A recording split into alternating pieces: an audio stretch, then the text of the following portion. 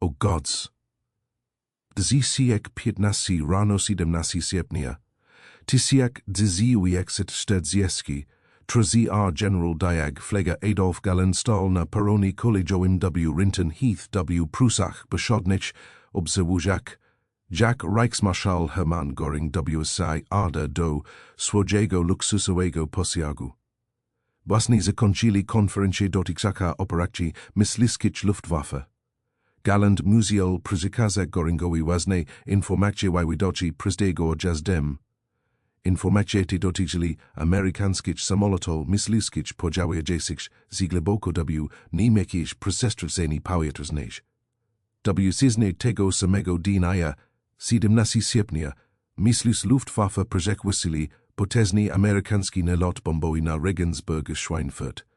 Walker przebiegała zgodnie z przewidywalnym schematem, niemiecki myśliwi czekali na granicy, amerykański myśliwi eskortodziejs, Republic P-47 Thunderbolts, zarosli zgodnie z oczekiwaniami, GDY skończyło się im paliwo, bombos kontynuowali lot w glab, niemiec bez ochrony.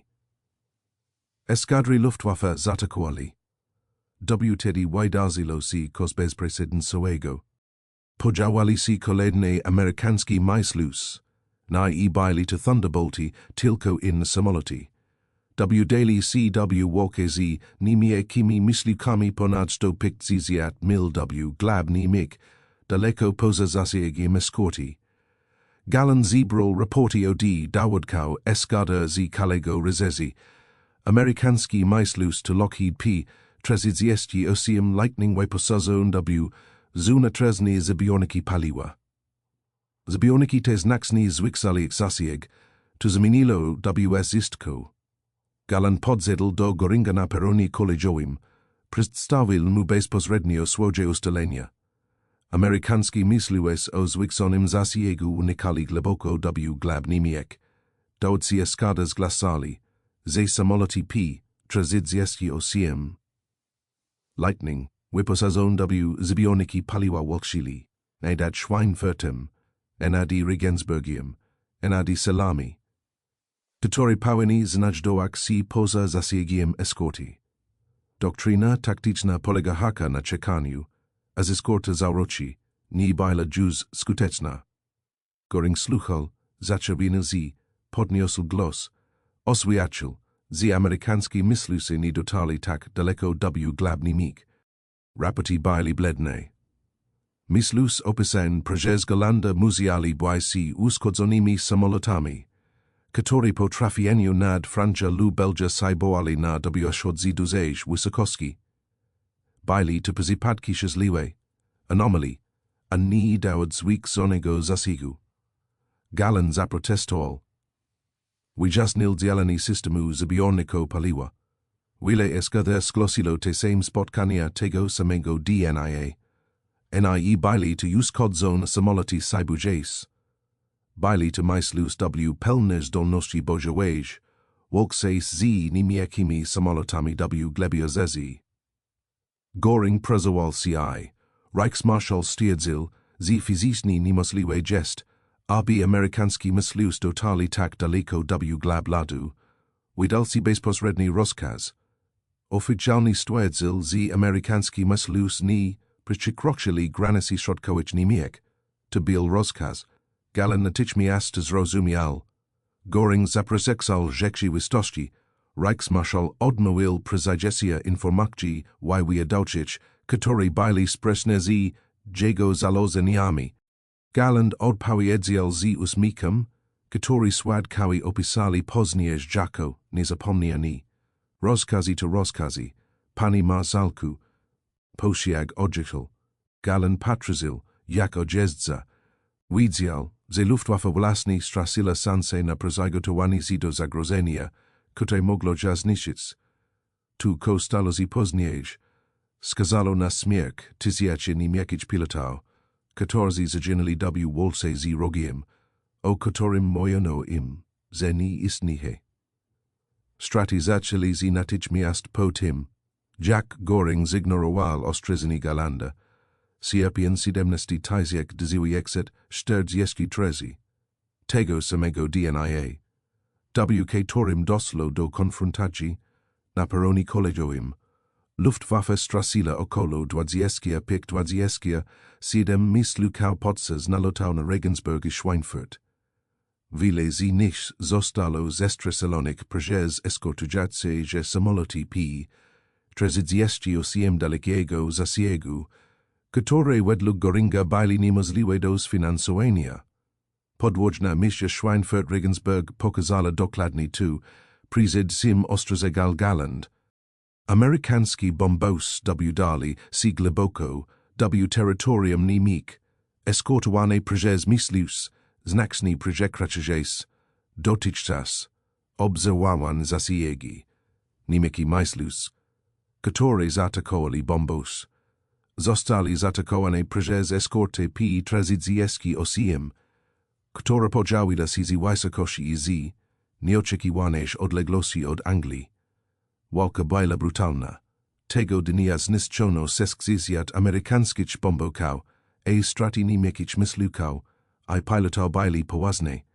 Misja ta stanowiła punkt zwrotny. Po raz pierwszy Luftwaffe stanęła w obliczu amerykańskich formacji bombokaw eskortowanych podczas kolejowego lotu w glab, niemieckich przestraszeni powietrznych. Taktyczne zalożenie z eskorta zarości w przewidywalnych punktach zostało obalone. Niemiecki dowódcy myśliwców musieli teraz założyć. Z amerykańska eskorta może podziałek się w dowolnym miejscu i sazi, znacznie głębiej w Niemczech, niż sugerowała ta doktryna. 3 tygodni później, Rezesjon Sosti Tysiek 1943, kolejna katastrofalna bitwa potwierdziła słuszność ostrzeżeń Gallanda. Formacja amerykańskich bombokaw B-17 uderzyła na Stuttgart, a eskorta P-38 dotarła głęboko na południe Niemiec. Major Egon Mir z Jagdgeschwader DWA poprowadził persekwesyjny. Mir był jednym z najbardziej skutecznych niemieckich niszczycieli bombokaw, mającym na koncie 57 zestrezeleń. Był pionierem ataku czołowych na amerykański sierski bombos, uznał, że ataki czolowe minimalizują narażenie na ogień obrony. Podczas też misji eskadra Mira zaatakowała z przodu formacji bombokaw, zgodnie z planem. Trafili kilka bombokaw. Następnie eskorta P-38 zanurkowała z wysokości. Eskorta znajdowała się na za formacja bombokaw. Czekać ważny na ten moment. Formacja Mira rozproszyła się. Trzeci niemiecki myśliwcy zostali zestrezeloni podczas pierwszego przelotu. Sam Meyer ledwo uniknął śmierci. GDYP 38 znalazł się tuż za nim. W prowadził swój Messerschmitt. BF-100, Dziwiek, W stromi nakowani. IY przedził CSZ, amerykański myśliwik, L-50 szlonko jego eskadry nie rochilo. Trzech pilotów zaginął, a dwóch zostało szwitanich po katapultowaniu się. Nie potwierdzono zniszczenia żadnego bomboka. Misja zakończyła się całkowita porażka. W październiku 1943 schemat BYL już oczywisty. Amerykański bombos uderzali w glab niemiec z eskorta myśliwska, co Göring uznał za niemożliwe. Luftwaffe kontynuowała walkę, stosując taktykę opartą na założeniach, które okazały się fałszywe. Pilotom powiedziano, że eskorta nie może dotrzeć do niektórych celów. Zaplanowali ataki zgodnie z tymi informacjami. Wtedy podziawiła się eskorta i zestrzeliła ich.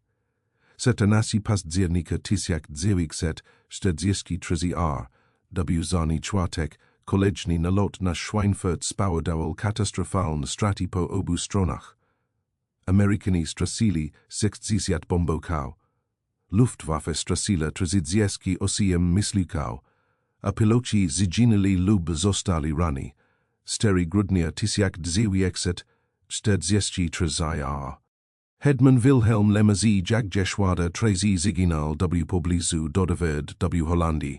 Lemma mial na konsi 131 zestreselen I bwael jednim z najbardziej utytulowanych sau niemik. Został zestrezelony podczas walki z samolotami P-47 Thunderbolts z 352 grupy myśliwskiej. Miel 23 lata. Utrata doświadczonych esau, takić jak Lemma. Oznak sala ni powtarzalny straight dla skuteczności bojowej Luftwaffe. Nalot w zani czwartek pokazał zarówno sil, jak i słabość amerykańskiej strategii bombardowań. 60 bombowców straconych w siagu jednego dnia stanowiło 9 sil ataku jasik. 600 członków zalog zginęło lub zostało podźmanych. Teki straighty by linii do utrzymania bez eskorty myśliwskiej do celu z powrotem. Ameryka osiem.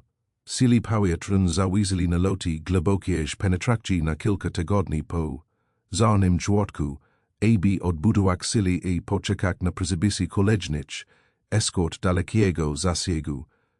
Jednak dla Luftwaffe nalot ten miał roni złoiste znaczenie. Pomimo osiągnięcia na dźwigach, liczby zestrezelonych bombowców w Calais łącznie, straty niemieckich myśliwców zbliżyli się do liczby zestrezelonych bombowców. Luftwaffe zniszczyła 60 bombowców, ale straciła przy tym 38 myśliwców I 40 DW pilotów. Przed pożarzeniem si eskort dalekiego zasięgu stosunek ten wynosił 34 zniszczon bombów na każdy utrakonie myśliwych. Teraz zbliżał się do 11, przy takim tempie Luftwaffe zostałaby zniszczona, przez wyczerpanie na długo przed poważnym osłabieniem sil amerykańskich bombowców. Galland rozumiał matematykę. W listopadzie 1943 spozadzil kolejny szczegółowy raport. W raporcie przeanalizowano miesiąc na straty myśliwców od WCA do października. WCU utracono 87 myśliwców. W lipcu 106. W sierpniu 174. W wrześniu 193. A w październiku 224. Tendencja była jednoznaczna. Straty rosły w szybkim tempie. Kogorsa stosunek doświadczonych pilotów do nawet ulegal odrodzeniu. WCU 60 pilotów myśliwskich miało ponad 6 miesięcy doświadczenia bojowego. W październiku tylko 40. Luftwaffe traciła swoje nasionierze zasob doświadczonych pilotów, którzy potrafili prezentować walki w szkołach następnej pokolenie. Galland ostrzegł, że bez natychmiastowej interwencji sili myśliwskiej osiągnie krytyczny punkt przełomowy w ciągu 6 miesięcy. Po tym czasie straty przekroczą możliwości szkolenia nowych pilotów. Sili myśliwskie wejdą w śmiertelne spirale, z których nie będzie możliwości wyjścia. Wysłał raport do Göringa, do Ministerstwa Lotnictwa, do wojskich w Lankuciu dowodzenia, którzy chcieli go wysłuchać. Odpowiedzenia była sisa. Göring odmówił uznania kryzysu. Ministerstwo Lotnictwa dalo dyrektywy doprowadzacze do poprawy morale bardziej agresywnych taktyk. Nikt nie zadział z podstawowym problemem, jakim była przewagi liczebna, produkcyjna I coraz większa przewagi lepiej wyszkolonych przeciwników aliankic latających na lepszych myśliwcach dalekiego zasięgu. Galland dokumentował każdy strat. Spozadzał raporty. Kio tydzień wysłał podsumowania do Göringa I dowództwa. Skolowo opisywał sytuację taktyczną. Amerykański myśliwcy o zwiększonym zasięgu eskortowali bombos w Calais niemieckiej przestrzeżeni powietrznej. Stara doktryna polegała na czekaniu, a z eskorta zaroczy stala się przestarzała. Natychmiast potrzebne były nowe taktyki. Należało zwiększyć produkcję myśliwców. Trzeba było rozszerzyć szkolenie pilotów, myśliwych Odrzutowi mi 260 DWA powinien zostać wprowadzony do służby pomimo problemu z rozwojem. Jego przezwaga predkowski pozwoliłaby mu przebić przez Oslon eskorty i zaatakować bombos. Galland nie otrzymał odpowiedzi od Göringa. Reichsmarschall podjął decyzję w sierpniu. Amerykański myśl z dalekiego zasięgu nie stanowili strategicznego zagrożenia. Luftwaffe miała kontynuować dotychczasowe działania. Nic się nie zmieniło, ale wszystko miało się wkrótce zmienić. Sytuacja pogorszyła się w listopadzie z grudniu 1943 GDY możliwości amerykańskich myśliwców wykroczyli poza tu, przed sim ostrzegł Galland. Następnie, 1 grudnia 1943 nad niemcami pojawiło się coś nowego, co sprawiło, że zagrożenie ze strony P-38 wydawało się w porównaniu z tym łatwiejsze do opanowania. Dopóki kierowczył North American P-51 Mustang, P-51 latał od DWA lat, pełniak różne role. Królewskie sily powietrzne wykorzystywali P-50 wersje do rozpoznania na niskich wysokościach i ataku naziemnych. Sily powietrzne Armii Stanów Zjednoczonych używali ich w ponoknich i basenie Morza Śródziemnego. Jednak te wycezne modele Mustanga byli wyposażone w silniki Allison, które słabo radzili sobie na dużych wysokościach. Nie mogli eskortować bombowców w stratosferze, gdy toczyła się wojna powietrzna nad Niemcami. Niemiecki wywiad widział tych wyceznych modelach Mustanga. Analitycy Luftwaffe doszli do wniosku, że nie stanowiła zagrożenia dla operacji bombowców na dużych wysokościach. Następnie firma North American Aviation zainstalowała kadlubi Mustanga brytyjski silnik Rolls-Royce Merlin. Silnik Merlin miał dwustopniową sprężarkę, która utrzymywała moc powyżej 30 stop. Polakseni wydatność aerodynamiki Mustanga i osiągał silnika Merlin na dużych wysokościach stworzyło koszt niezwykłego. Amerykański myśliwik, który mógł latać tak wysoko jak każdy niemiecki myśliwik, bajał się z wysokich niemieckich myśliwców na dużych wysokościach. Mógł wykonywać z niemieckimi myśliwcami w walce powietrznej miał dwukrotnie większy zasięg niż jakikolwiek poprzedni myśliwik eskortowy. Po wyposażeniu DWA zunetrzne zbiorniki paliwa P-51 mógł latać ponad 800 mil od swojej bazy, spedzakczas w walce nad selem Irakach do domu. Berlin znajdował się 600 mil od Anglii. Każdy cel przemysłowy w Niemczech był teraz w zasięgu eskortowania bombardowań dziennik. 1 grudnia 1943 354. Grupa myśliwska wykonała pierwsza misja bojowa $51 miliardów nad Europę z lotniska Boxted w Anglii. Jednostka otrzymała samoloty zaledwie kilka dni w Zesnież. Po przeszkoleniu na P-39 era Cobras w Stanach Zjednoczonych. Wielu pilotów miało mniej niż 5 godzin na lotu na P-51 przed swojego pierwszego misja bojowa, ale samolot był intuicyjny w pilotażu i wybaczał bledy pilotów. Reagował szybko na polecenia, szybko przyspieszał im mogł. Utrzymywał manewry z duża prędkości bez utraty energii. Amerykańscy piloci, którzy latali na P-47, opisywali Mustanga jako samolot latający jak myśliwik o polaryzacji. 5 grudnia samoloty P-51 eskortowali bombowstwo Amiens w północnej Francji. 11 grudnia dotarli do Minden na niemieckim wybrzeżu. 13 grudnia 1943 dokonali przelomu, który nazywał zmienił wojny powietrzne.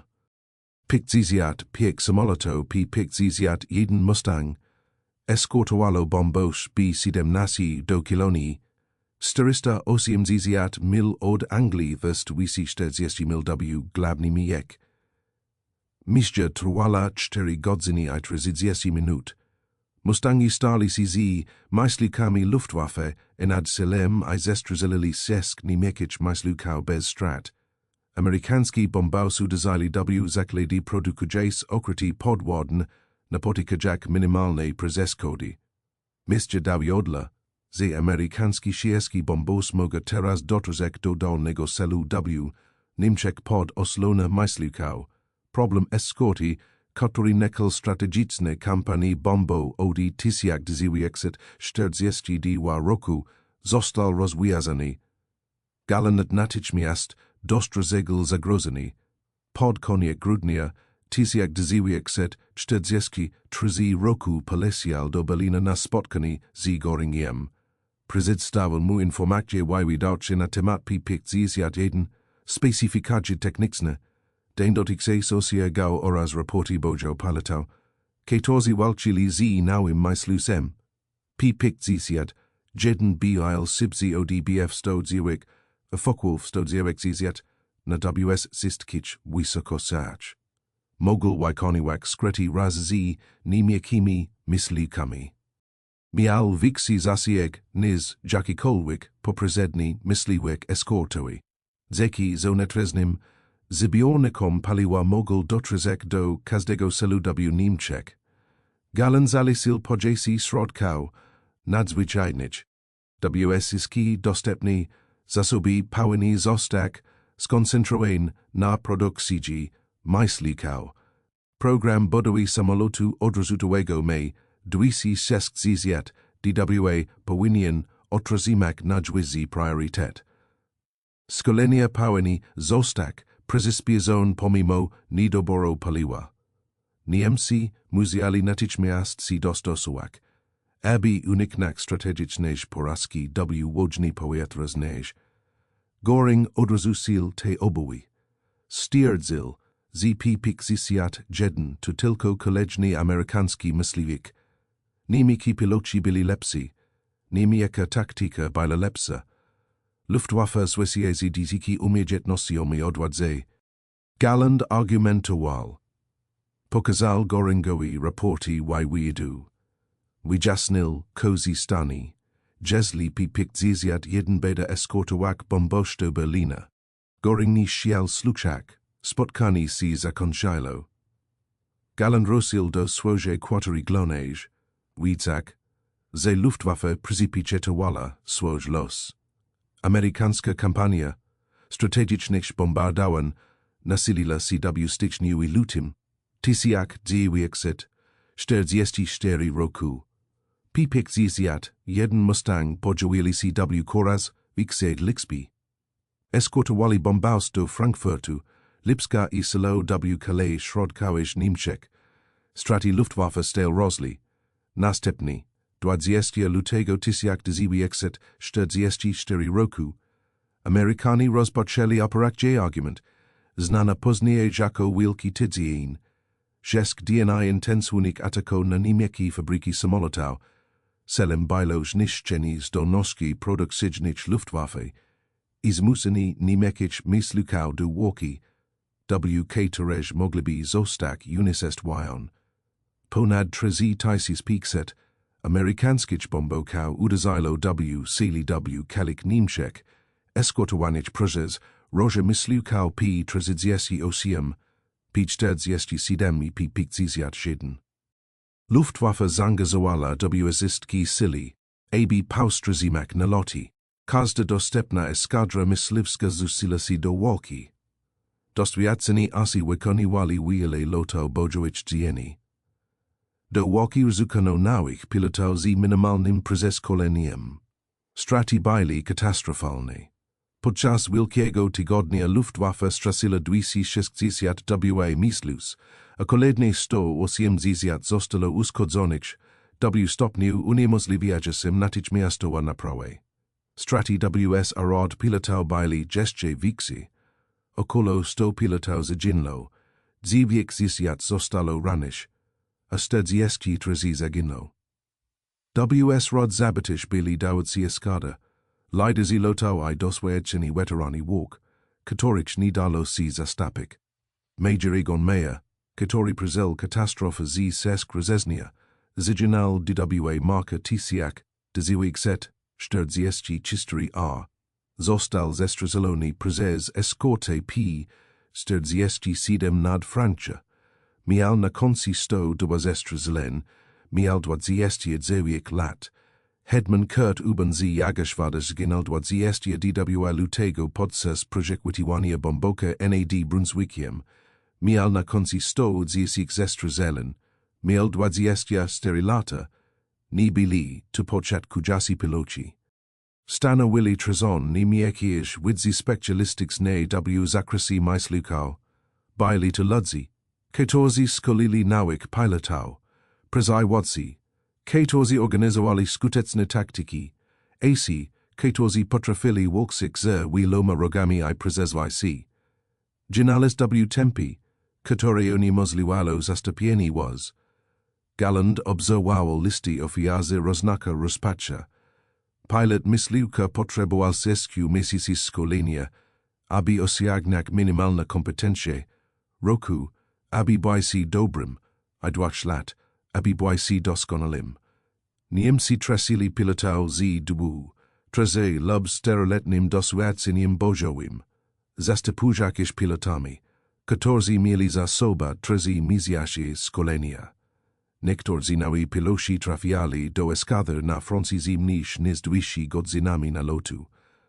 Musieli zmierzyć się z amerykańskimi pilotami, którzy mieli za sobą 450 godzin szkolenia. Różnica w umiejętnościach była ogromna.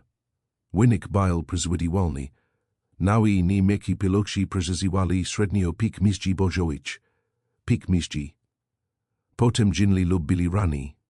Luftwaffe była niszczona nie tylko przez straty samolotów, ale także przez systematyczne likwidacje trzezonu pilotów. Kryzys szkoleniowy miał złożone przyczyny. Niemcy nigdy nie planowali długie żwożni na wyniszczenie. System szkolenia Luftwaffe w Tysak dziewięćset trzydzieści roku został zaprojektowany tak, aby zapewnić stali dopplu pilotał zastępczyć dla sil, które osiągałyby szybkie zwycięstwa dzięki przewodze taktycznej. Zakładał on, że doświadczeni piloci przezydzie, aby szkolić nowych pilotów I przekazywać im wiedzę bojową. Zakładał, że paliwo do szkolenia będzie dostępne. Zakładał, że lotniska szkolenia będzie bezpieczne przed atakami wroga. Du tisiak dziewięćset czterdzieści roku zyski te zalecenia okazali się fałszywe. Doświadczeni piloci ginęli szybciej. Nie byli w stanie wyszkolić zastępków. Prezydiali paliwo dla szkoleniowicz byli wielokrotnie ograniczeni, aby priorytetowo traktować operacje na froncie. Alianki myślus I bombaus atakowali lotniska szkoleniowe. Nisak samoloti I zabijajak instruktoro. System szkolenia, który w Tysiak dziewięćset czterdzieści roku produkował doskonałych pilotów, zalamal z wyzylajak na śmierć pilotów o niewielkich umiejętnościach. Galland desperako próbował naprawić system szkolenia. Zrosił z prośba o zwiększenie przydziału paliwa dla lotniczych. Zalesil wykofani doświadczonych pilotów z walk, I przeznaczeni ich do służby instruktorskiej. Zaproponował skrócenie okresu służby wysoko, wykwalifikowania pilotów, aby mogli przejść szkolić następne pokolenie. Zyski prośby zostali odrzucone. Göring nalegał, aby zyski dostępne zasoby trafili na front. Niemcy potrzebowali myslukał w walce, a nie w szkołach. Rezerwa nie mogła sobie pozwolić na wycofanie doświadczonych pilotów z walki, aby uczyli, GDY byli oni potrzebni do obrony przed codziennymi nalotami amerykańskimi, Logika ta bila pozornie poprana, ale strategiczny samobójca. Odmawiajak inwestik GW szkolenia, Niemcy zapunili, że jakosk ich pilotał bedzi stel spadak, a zasili zabrodzony nie będzie w stanie skutecznie funkcjonować, niezależnie od liczby produkowanych samolotów. Amerykanie zrozumieli tę dynamikę w bezlitosny działy korzystali. Na początku 1944 roku generał James Doolittle, który w styczniu obdział dowód z 8 Armii Lotniczej, zmienił doktrynę eskorty myśliwskiej. WCZNA amerykański myśliwcy mieli rozkaz pozostawać blisko formacji bombowej, zapewniać im bezpośrednie ochronę. Doolittle dal swój myśliwkom swobód agresywnego sięgania nie mieć samolotów. Grupy myśliwskie wysilano przyjść formację bombową, aby polowali na myśliwskie Luftwaffe podczas formowania z. Grupy Mustango mieli za zadanie ostrzegływać niemieckie lotniska, aby zniszczyć samoloty na ziemi. Celem było nie tylko ochrona bombową, ale kalkulować zniszczenie Luftwaffe poprzez zabicie pilotów i zniszczenie samolotów, gdziekolwiek się znajdowali. Nowa doktryna okazała się niezwykle skuteczna. Niemiecki piloci musieli zmierzyć się z amerykańskimi myśliwkami nie tylko nad celem, ale przez kalamisze. Startując z lotnisk, mogli zostać zaatakowani podczas wznoszenia. Podczas formowania się mogli zostać zaatakowani przez patrolujące Mustangi. Zbliżać się do bombowców, musieli przejeżdżać się przez eskortę. Po walce, rakajak do bazy z uszkodzonymi samolotami i niskim poziomem paliwa, mogli zostać ścigani i zestrzeleni. Nie było bezpiecznej fazy operacji. Amerykański myśliwcy byli WSZZY mieli przewagę liczebna, osiagi i jakosk pilotów, aby zadominować każde walki. Maz ekshwarty tysiąc sytuacja strategiczna osiągnęła punkt, z którego nie było już odwrotu. Amerykański bombospół raz pierwszy uderzali na Berlin pełna eskorta myśliwska. Ponad 660 bombowców zaatakowało stolicę Niemiec. Eskortowało 174 samolotów P-51 Mustang, które przeleciały kala trasę o długości 1100 mil. Mustangi walczyli z niemieckimi obronkami nad Sersem III RZZ. Zestrzelili się z nasi myśliwków Luftwaffe. Stracili tylko 4 samoloty. Berlin, miasto, które Hermann Göring obiecał, że nigdy nie zostanie zabombardowane, znalazło się teraz w zasięgu amerykańskich bombardowań dziennych przypełnych ochrony myśliwskiej. Göring podobno powiedział prywatnie, że kiedy zobaczył Mustangi nad Berlinem, widział, że wojna jest przegrana. Ale powiedział to prywatnie. Publicznie nadal twierdził, że wszystko jest pod kontrolą. Luftwaffe nadal była silna. Niemiecki piloci nadal byli najlepsi na świecie. Amerykanom konku zabraknie samolotów i pilotów. Niemcy wygrają. Rzeczywistość była zupełnie inna. W kwietniu 1944 Galland stanął w obliczu tak poważnego kryzysu, że złożył raport bezpośrednio do dowództwa. Kalkał się pomijać Göringa.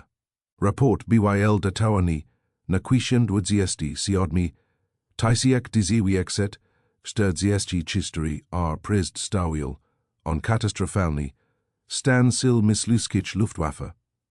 Ciągu ostatnich dziesięciu operacji Luftwaffe straciła około 500 samolotów first 400 pilotów. W ciągu ostatnich 4 miesięcy, od stycznia do kwietnia, ponad 1000 pilotów zaginęło, zostało rannych lub uzjętych do niewoli. W niektórych operacjach przewaga liczebna roga nad niemieckimi myśliwkami wynosiła 6-1. W innych 8-1. Poziom szkolenia pilotów myśliwskich aliantów był zadziwiająco wysoki. Większość amerykańskich i brytyjskich pilotów przystępujących do walki miała za sobą 450 godzin lotu. Nimeki peloci byli wysyłani do walki z mężczyzn z dwisi godzynami. Niektórzy mieli mężczyzn stopik zisiat. Infrastruktura szkoleniowa uległa załamaniu z powodu niedoboru paliwa i siaglić ataku alianto na lotniska.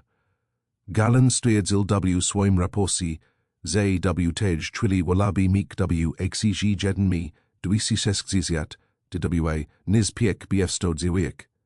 Mi 260 dwa bywail majslusem odrzutojem, którego drożni Galland opowiadał si od misisi. Boel sibsi o dw ziskich mislukał aliankich o 100 mil na godzin. Mogul przybyk si prezes oslon eskorti, izatakoak bombos bez ryzyka przekłysenia. Jednak Hitler na legal, aby został oprakowany jako bomboik, a nie myśliwiek. Senemizjese zostali zmarnowani na projektalsini go bomboik zamiast maksymalnego wykorzystania jego potencjalu, jako mislukka przekwytujasego. Kiedy pod koniec 1944 roku Hitler zmienił swoją decyzję i zezwolił na produkcję mislukał odrzutowych. Było już za późno, aby powstrzymać krowini sil mysluskich Luftwaffe, strajty trwali przez wiosnę i lato 1944 roku. Między styczniem a majem dwa 1960 dwa niemieckich pilotów mysluskich zaginęło, zostało rannych lub zaginęło. Tylko w marku odnotowano katastrofalne straty. Z dokumenta Luftwaffe wynika, że w marku 1944 roku sili mysluski poniosli nadzwyczajne straty, które skutecznie złamali ich kręgosłup. Kiel eskadry zostali zziskwane. Jagdishwada 11 strasil 28 pilotał w ciągu 3 tygodni. Jagdishwada 13 strasil 31. Byli tu elitan jednostki z wieloletnim doświadczeniem bojowym. Zostali zniszczone przez przezwyciężające sili alianki. Liczby o całkowitej klase. Niemcy mogli stracić dziesięć mislukałaj z trudem zastąpić w ciągu miesiąca. Amerykanie mogli stracić 100 mislukałaj zastąpić w ciągu kilku dni. Brytyjczycy mogli stracić 50 bombokałaj zastąpić w ciągu tygodnia. Możliwości przemysłu nie byli round. System szkolenia pilotał nie był równy.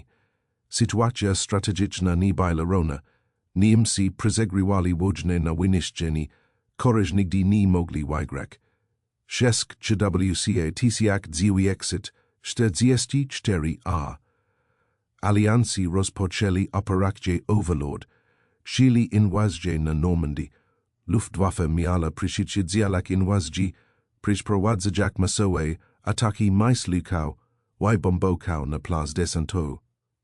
Luftflotte odpowiedzialna za obronę Francji, dysponowała piek w 481 samolotami. WDNIUD Luftwaffe zdolała wykonać 319 lotów bojowych. Sojustnicy wykonali 1674 loty. Różnica była tak ogromna, że wielu żołnierzy aliankich nie widziało ani jednego niemieckiego samolotu podczas pierwszego tygodnia inwazji. Niemieccy piloci, którzy próbowali zaatakować flotę inwazyjną, napotykali się na ognia przeciwlotniczego. I rodzie mislukał aliankich. Niewielu z nich przeżyło. Kampania w Normandii oznaczała ostateczny upadek skuteczności Luftwaffe na zachodzie. Obestwajsów pryla, dowódca Jagdishwada 26, BYL jednym z nadbardziej utytułowanych niemieckich dowódców, mysluskich z 101 zestrzeleniami, w 1968 samolotami Spitfire, co stanowiło najwyższy wynik w przypadku tego typu samolotu. Rankiem WDNIUD pryla, jego, skrzydłowy feldwebel Heinz Wodich byli jedynymi niemieckimi pilotami, którzy bezpośrednio zaatakowali plac inwazyjny. Lecieli dwoma samolotami Focke-Wulf FW 129 z Lutwitz na bardzo niskiej wysokości, aby uniknąć wykrycia, ostrzegł plays sword, a następnie uciekli z powrotem do bazy. Wy samoloty stanowili kolonię Miejka, odpowiedź myśliwska na nadźwigsa inwazję desantowa w historii.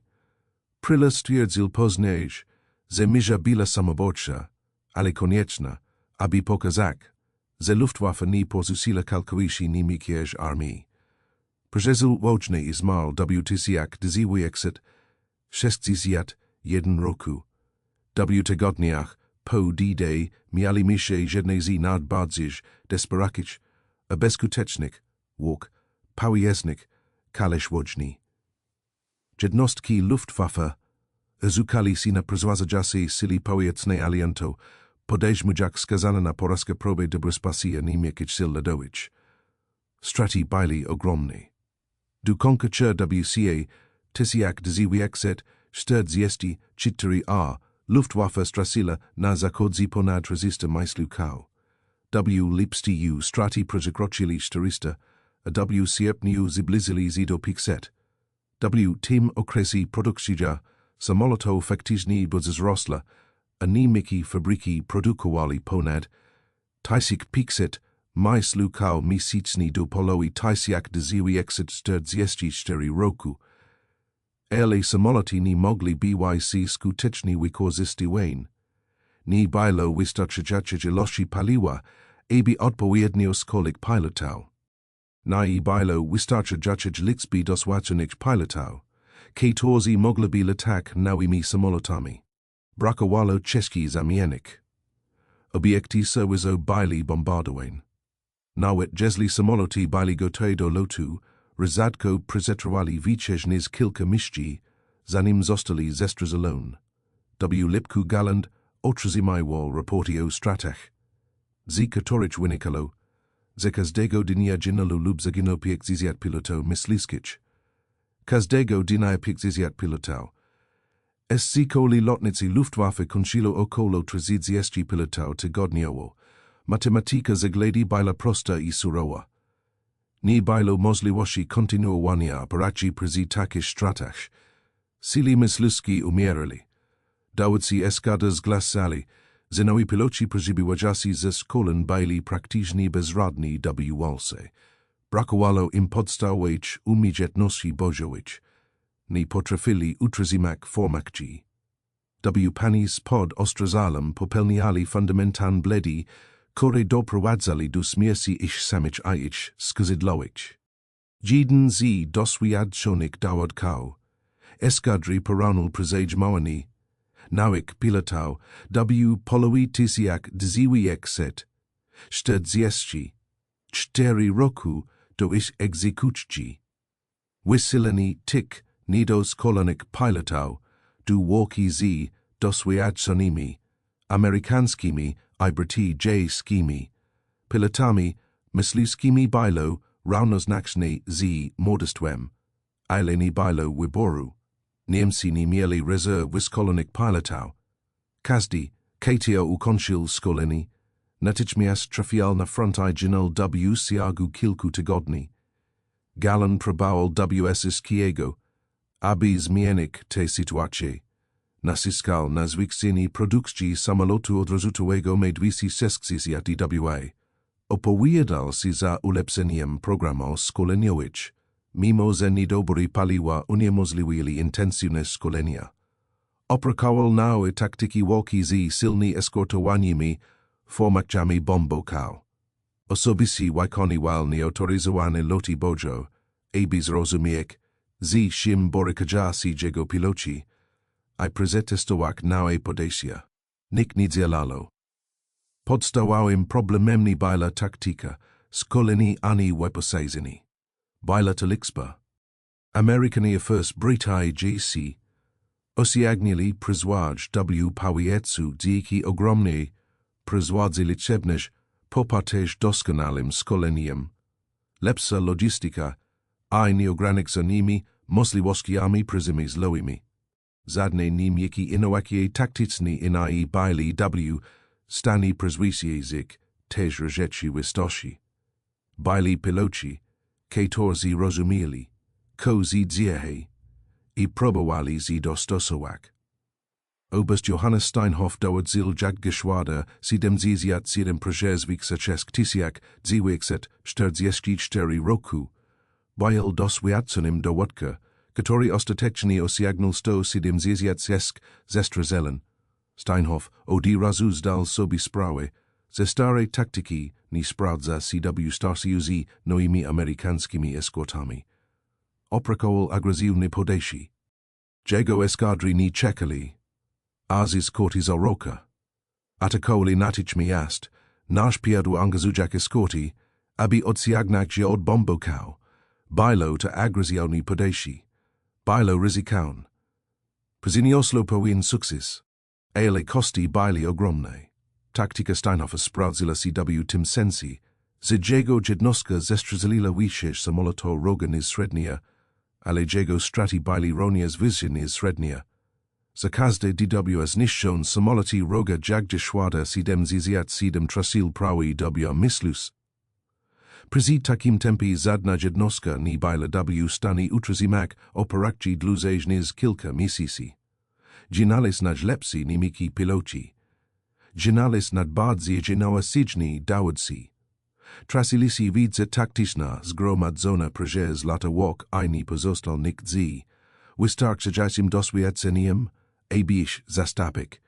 Sam Galland doświadczył też bezlałości na własne skórze podczas nieautoryzowanych misji wiosna tysiak 944 roku. Leciales fokul from 190 NAD Magdeburgium. Szkak zobaczyk z kokpitu, zishim zmagaja situ i piloci, zamiast polegak na rapotach. Znalazł ogromne formacie bombokał eskortowana przez konajmne pikzizjat mislukał. Eskorta składala się głównie z samolotu pikzizjat, jeden Mustang. Lekasich, luznych formakjach nadaj obok bombokał. Galland wybrał bomboik na skraju formacji i rozpoczął atak. Kiedy zaczęli stawiać się do strzalu, ślady przyleciali obok jego oslony. Cztery samoloty Mustang zanurkowali na niego z góry. Galland gwałtownie skreślił i zanurkował. Samoloty Mustang podejrzeli za nim. Galland wykorzystał sztuczkę stosowana do bitizny podczas wojny. Wystrzelił z karabinu masynałek do przodu, torzak strumieni dymu, które dryfowali w kierunku go myśliwkał, stwarzając iluzję strzelania z tylu. Mustangi wykonali zwrot w gór. Galland wykorzystał tę okazję, aby zanurkować i uciekł z duża prędkością. Ruszył do bazy, nie uderzak ani jednego strzalu w kierunku bombokał. Byl w pozycji do ataku przez mniej niż 5 sekund, zanim został zaatakowany przez eskortę. Natychmiast zrozumiałeś, dlaczego twoi piloci ponosili porażki. Amerykańskie eskorty byli w agresjon, wykwalifikowań i przewieźli liczebny niemiki myślus, co uniemożliwiało odniesienie sukcesu. Jesienia 1944 sili myśliwskie Luftwaffe istnieli głównie na papierze. W schematach organizacyjnych wymieniono eskadry. Byli piloci. Produkowano samoloty, ale nie istnieli spójne sili myśliwskie zdolne do obrony niemieckich przestrzeżeń powietrznych. Niedobry paliwa unieruchamiali jednostki na kilka dni. Nowi piloci rozbiegali się podczas szkolenia, ponieważ mieli zbyt mało godzin nalotu. Samoloty stali na lotniskach bez części zamiennych do naprawy. Kiedy eskadrom udawało się wystartować z mistrzami, napotykali przeważające sili myśliwkał i bombokał aliankic. DWA listopada 1944 roku Galland wyslał pikset myśliwkał przeciwko 975 amerykańskim bombokom. Ata kujasim, refinery ropi naftawage, eskortawanim prezes, osiimset meslukau, zichigo seskset, to p-pikt ziziat, jeden Mustang. Amerikani zestrelili dziewik ziziat, osiem nimekic mislukau, zabijajak sidem ziziat, osiem pilotau. Amerikani strasili tylko pikt ziziat samoloto, zichigo tridzieski zi powodu ostrazalu prezesi lotniczego. Niemcy nie mogli sobie pozwolić na taki strajti. Hitler i Göring byli dosiekli, ponieważ na Gruzję planowano ofensywy w Ardenach. Hitler nakazał Gallandowi przygotować rezerwy myśliwskie do wsparcia ataku naziemnego a nidu obrony rezerwy elitan skrzydła myśliwskie, które walczyli przez lata, mieli teraz wesprzeć ofensywę ladową, która nie miała sans powodzenia. Galland widział, że jego planowanie grosolag, wielki sios wymierzony w amerykański formacie bombokał, zakończył się niepowodzeniem. W styczniu 1945 13 stycznia Galland został zwolniony ze stanowiska generał Dyag Fleger. Göring obwinił Gallanda za porażki Luftwaffe, siegel skargi, raporty o kleskach rytych przywództwa. Göring powiedział swoim podwładnym, że Galland podkopał moral, a nie zdolał zainspirować swoich pilotów do osiągnięcia zwycięstwa, jakie sil woli determinacji. Zwolnienie nastąpiło po tym, ko stało się znane, jako bunt pilotów myśliwskich, kiedy do kilku stazich dowodkał myśliwskich spotkało się z Göringiem, aby wyrazić swoje niezadowolenie z przebiegu łączny poetyznej. Galland został oskarżony o zorganizowanie spotkania w celu podważenia autorytetu Göringa. Został umieszczony w areszcie domowym w swoim domku myśliwskim. Groziło mu postawienie przed sadem wojskowym, a nawet egzekucja. SSI Gestapo otworzyli na niego akta. Heinrich Himmler chciał postawić go przed sadem za zdrad, ale Hitler interweniował. Führer znał reputację Gallanda jako utalentowanego pilota bojowego i szanowanego przywódcy. Hitler zdawał sobie również sprawę, że postawienie przed sadem wojskowym najsilniejszego asa myśliwskiego nie mógł byłoby katastrofa propagandowa. Hitler pozwolił Gallandowi poroczyć do służby wszędzie pod jednym warunkiem. Galland miał otworzyć dowodzić jagdverband 44, elitana jednostka myśliwska, wyposażona w samoloty 260 dwa. Jednostka miała być obsadzona najlepszymi okalalami pilotami myśliwskimi w Niemczech. Galland natychmiast się zgodził.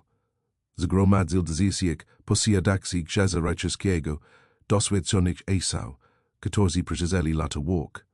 W rodnych byli Johannes Steinhoff z 176 zestrzelili armii, Gerhard Barkhorn z 301 zestrzelili armii i Hintzbar z 220 zestrzelili armii, byli to jedni z najbardziej utytułowanych pilotów myśliwskich w historii.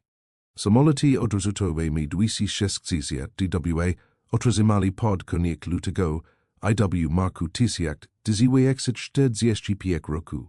260 dwa były dokładnie taki, jak opisał go Galland. Samoloty byli w wspaniale.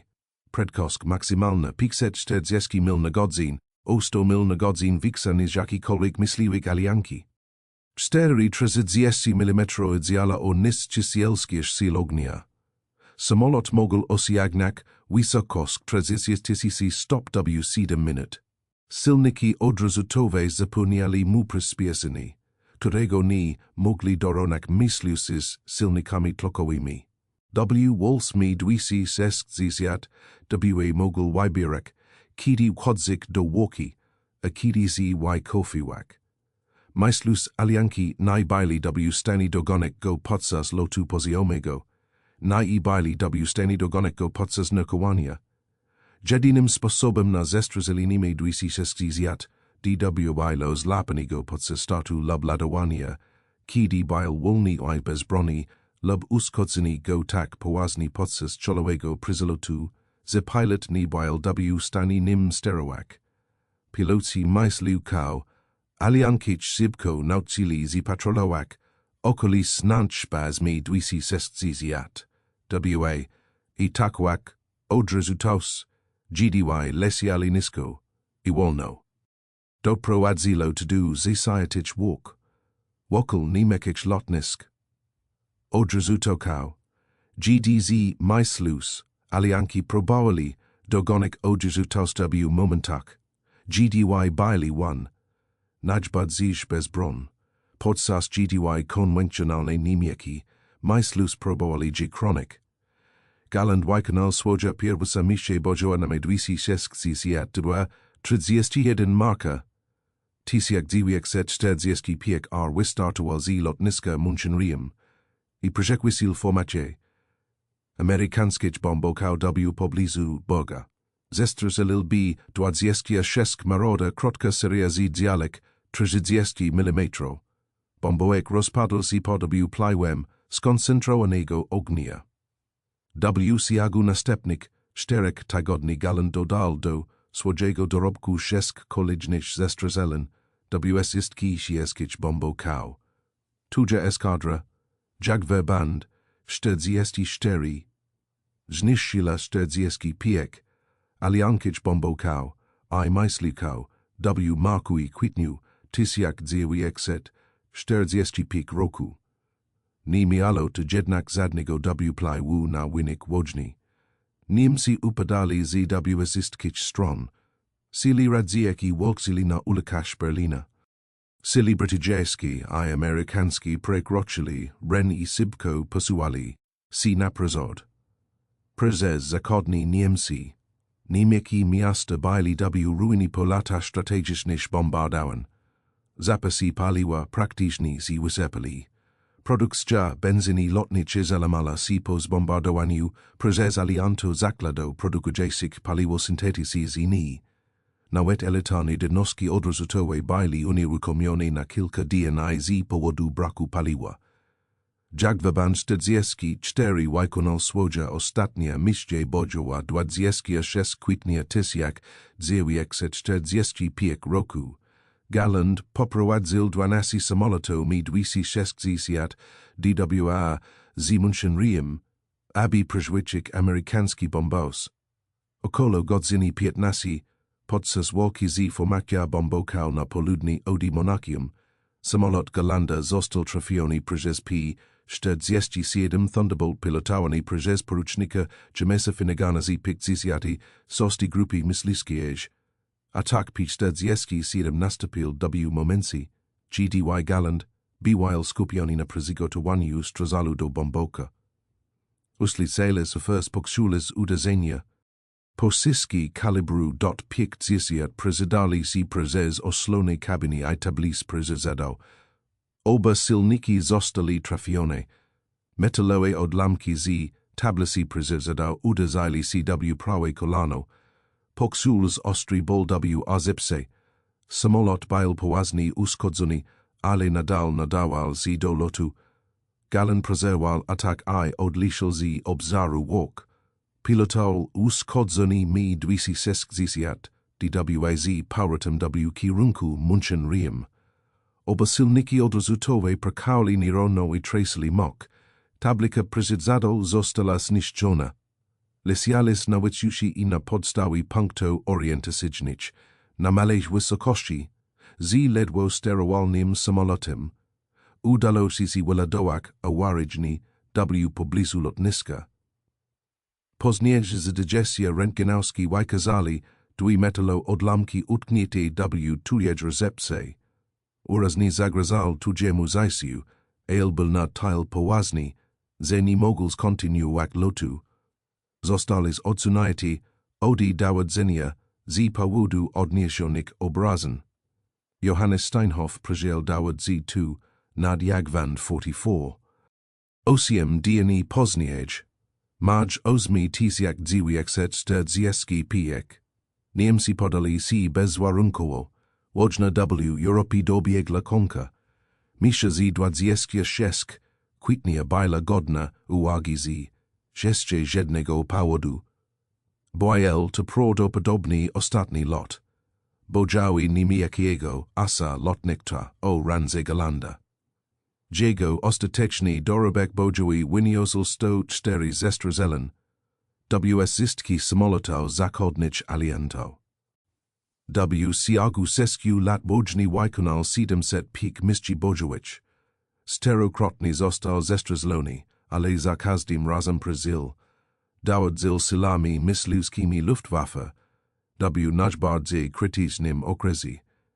Desperako próbował zreformować system, który był zasadniczo zepsuty, i poniósł porażkę nie z powodu braku umiejętności lub wysiłku, ale dlatego, że sytuacja strategiczna była beznadziejna. A dowodzi tu, nie chciano zaakceptować rzeczywistości. W 1979 roku, 34 lata po wojnie, Galland spotkał Jamesa Finnegana na spotkaniu Stowarzyszenia Sil Powietrznych w San Francisco. Student studio magisterskich peronie report Bojawi Finnegana z niemiekimi dokumentami I zorganizował spotkanie. Obaj mężczyźni rozmawiali przez wiele godzin o tej walce. Finnegan opisał, jak widział midwishi seskzizjat DWI ataku jasi bombosi ustawil swoj P-47 do strzalu. Galland opisał, jak podsul uderzenia I walksil o utrzymanie uszkodzonego samolotu W powietrzu na tyle długo, aby dotrzeć do terytorium sojuszniczego. Rozmawiali o samolotach, taktyce doświadczeniach bojowych. Dazeli si wzajemnym zakunkiem. Obaj byli zawodowymi pilotami wojskowymi, wykonującymi swój obowiązek w strasznej wojnie. Spotkanie zostało sfilmowane i stało się ważnym dokumentem historycznym. Jednym z nielicznych przypadków, kiedy piloty człowiek, którego zestrzeli, spotkali się po 10 latach, aby shigalowo omałek te walkę. Adolf Galland przeżył wojnę. Został świetny przez sili alianki, I przybywał w niewoli do 1947 roku. Po zwolnieniu przez 6 lat pracował jako doradca wojskowy argentyńskich sil powietrznych. W 1955 roku powrócił do Niemiec I pracował jako konsultant lotniczy. W 1954 roku opublikował swoją autobiografię. Pierwsza istotnia. Książka szczegółowo opisywała jego doświadczenia jako generała lotnictwa myśliwskiego oraz konflikty z Göringiem I Hitlerem dotyczące strategii lotniczej. Stała się jednym z najważniejszych źródeł informacji na temat operacji Luftwaffe. Galland żył do 1996 roku. Zmarł w wieku 83 lat. Wywiadach przeprowadzanich przez Kale Zaisi Historysi pytali Gallanda o punkt zwrotny wojny powietrznej, kiedy zadał sobie sprawę, że Niemcy przegraża? Galland konsekwentnie wskazywał na sierpień 1943 roku. W momencie, GDY próbował ostrzegł Göringa przed amerykańskimi myśliwcami dalekiego zasięgu penetrującymi głęboko terytorium Niemiec, widział, że Luftwaffe stoi w obliczu zagrożenia, którego nie będzie w stanie pokonać, jeżeli dowód tu nie zdecyduje się na zmiany. Przedstawił dowody.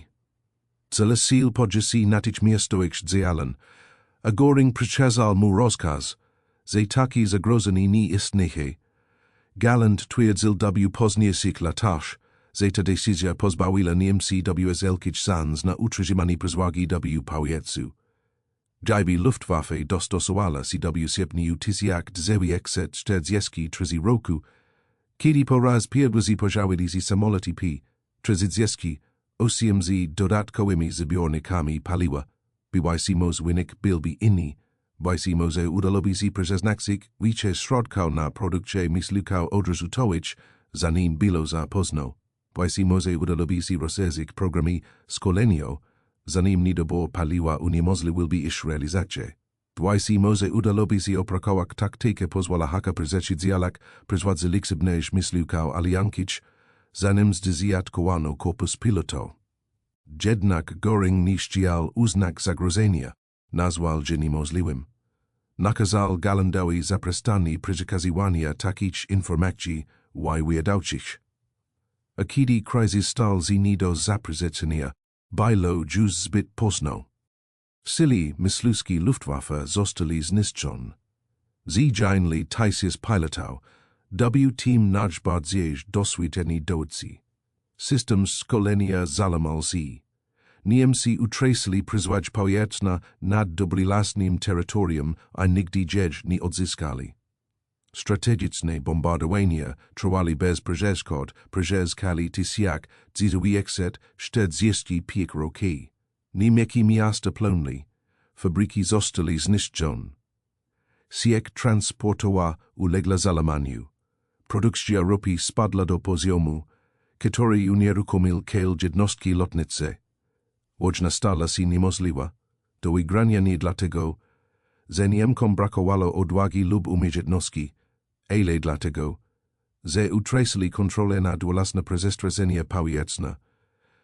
Zysko zaczęło się w sierpniu 1943 roku, kiedy to generał próbował ostrzegł swojego dowódcę przed zagrożeniem, które zostało zlekceważone rozkazem zaprzeczającym rzeczywistości.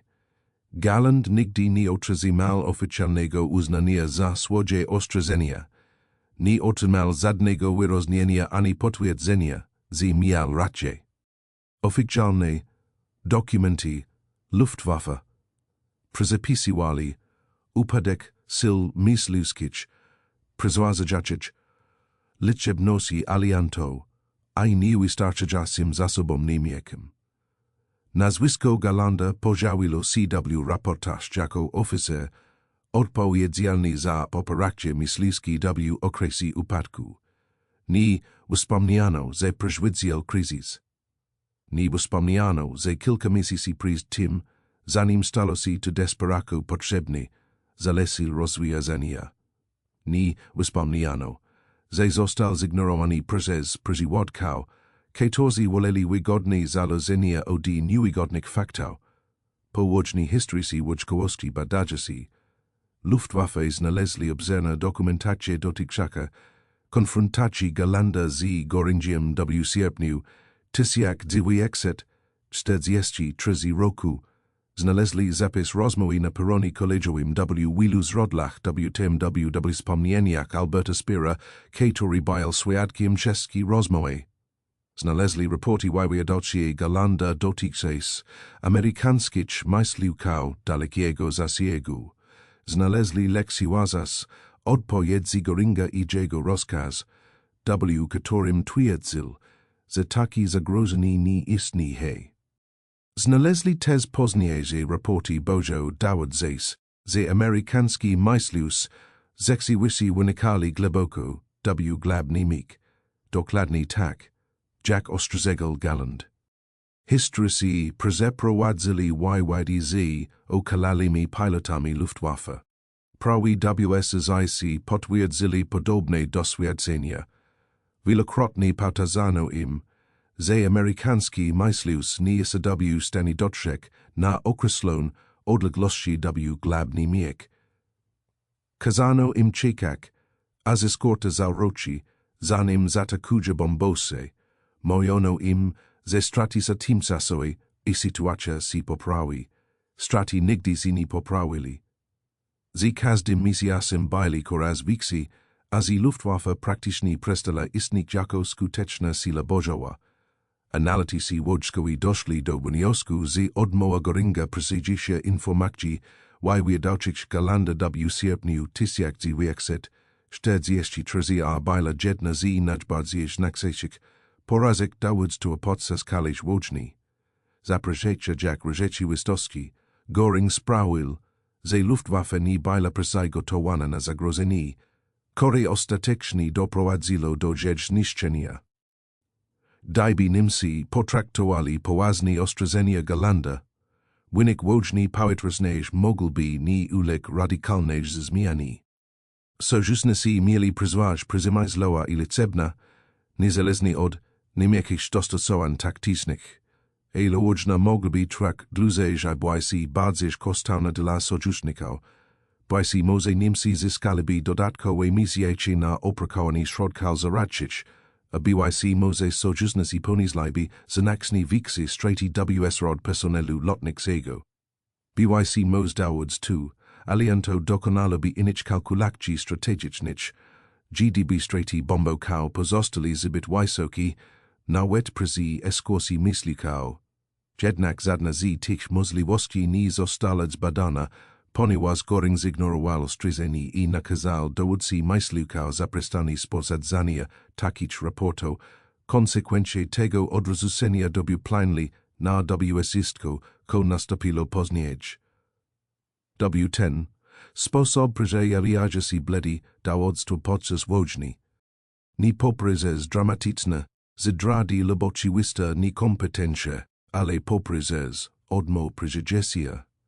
Niewygodnych informacji wywiadowczych poprzez odrzucanie dowodów sprzecznych z istniejącymi założeniami, poprzez karanie poduladnych, którzy zgłasają problemy, zamiast zajmować się nimi, poprzez wydawanie rozkazów zaprzeczających rzeczywistości, zamiast dostosowywać się do zmienionych okoliczności.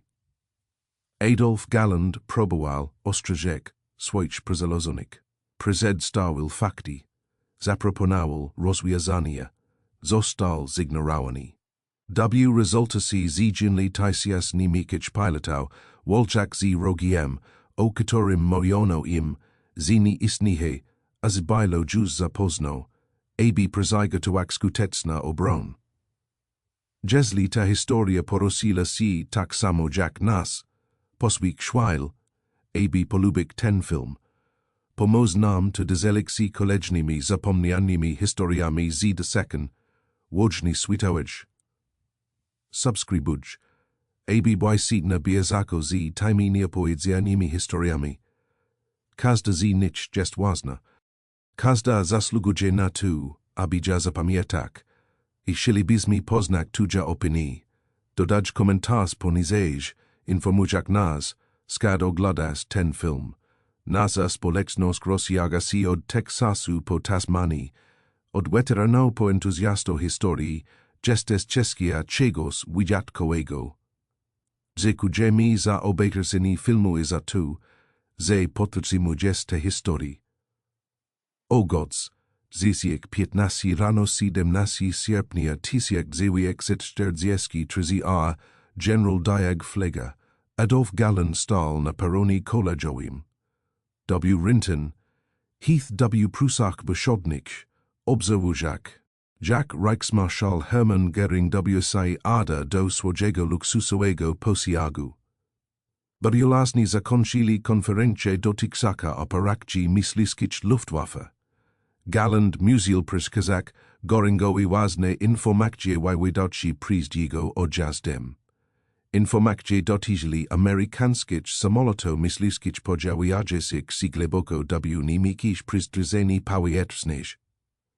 Z tego samego dnia, 17 sierpnia, myśliwscy Luftwaffe przekwisili potężny amerykański nalot bombowy na Regensburg Schweinfurt. Walka przebiegala zgodnie z przewidywalnym schematem. Niemiecki myśliwcy czekali na granicy. Amerykański myśliwcy eskortując Republic P-47 Thunderbolts zaruszyli zgodnie z oczekiwaniami. GDY skończyło się im paliwo. Bombaus kontynuowali lot glab niemiec bez ochrony. Eskadry Luftwaffe zaatakowali. Wtedy wydarzyło się coś bezprecedensowego. Pojawiły się kolejne amerykańskie myśliwcy. Nie byli to Thunderbolty, tylko inne samoloty. Dali się walki z niemieckimi myślikami ponad 150 mil glab niemiec, daleko poza zasięgiem eskorty. Galland zebrał raporty od dowódców eskadry z kolejowego rozjeździ, amerykański myśliwcy to Lockheed P. przed lightning w zunatrazny zbioniki paliwa, zbioniki te znacznie zwiksali ich zasięg, tu zmieniło wsistko. Galland podszedł do Göringa na peronie kolejowym, przedstawił mu swoje ustalenia. Amerykański myśliwcy zwiksonym zasięgu wynikali głęboko glabni mig.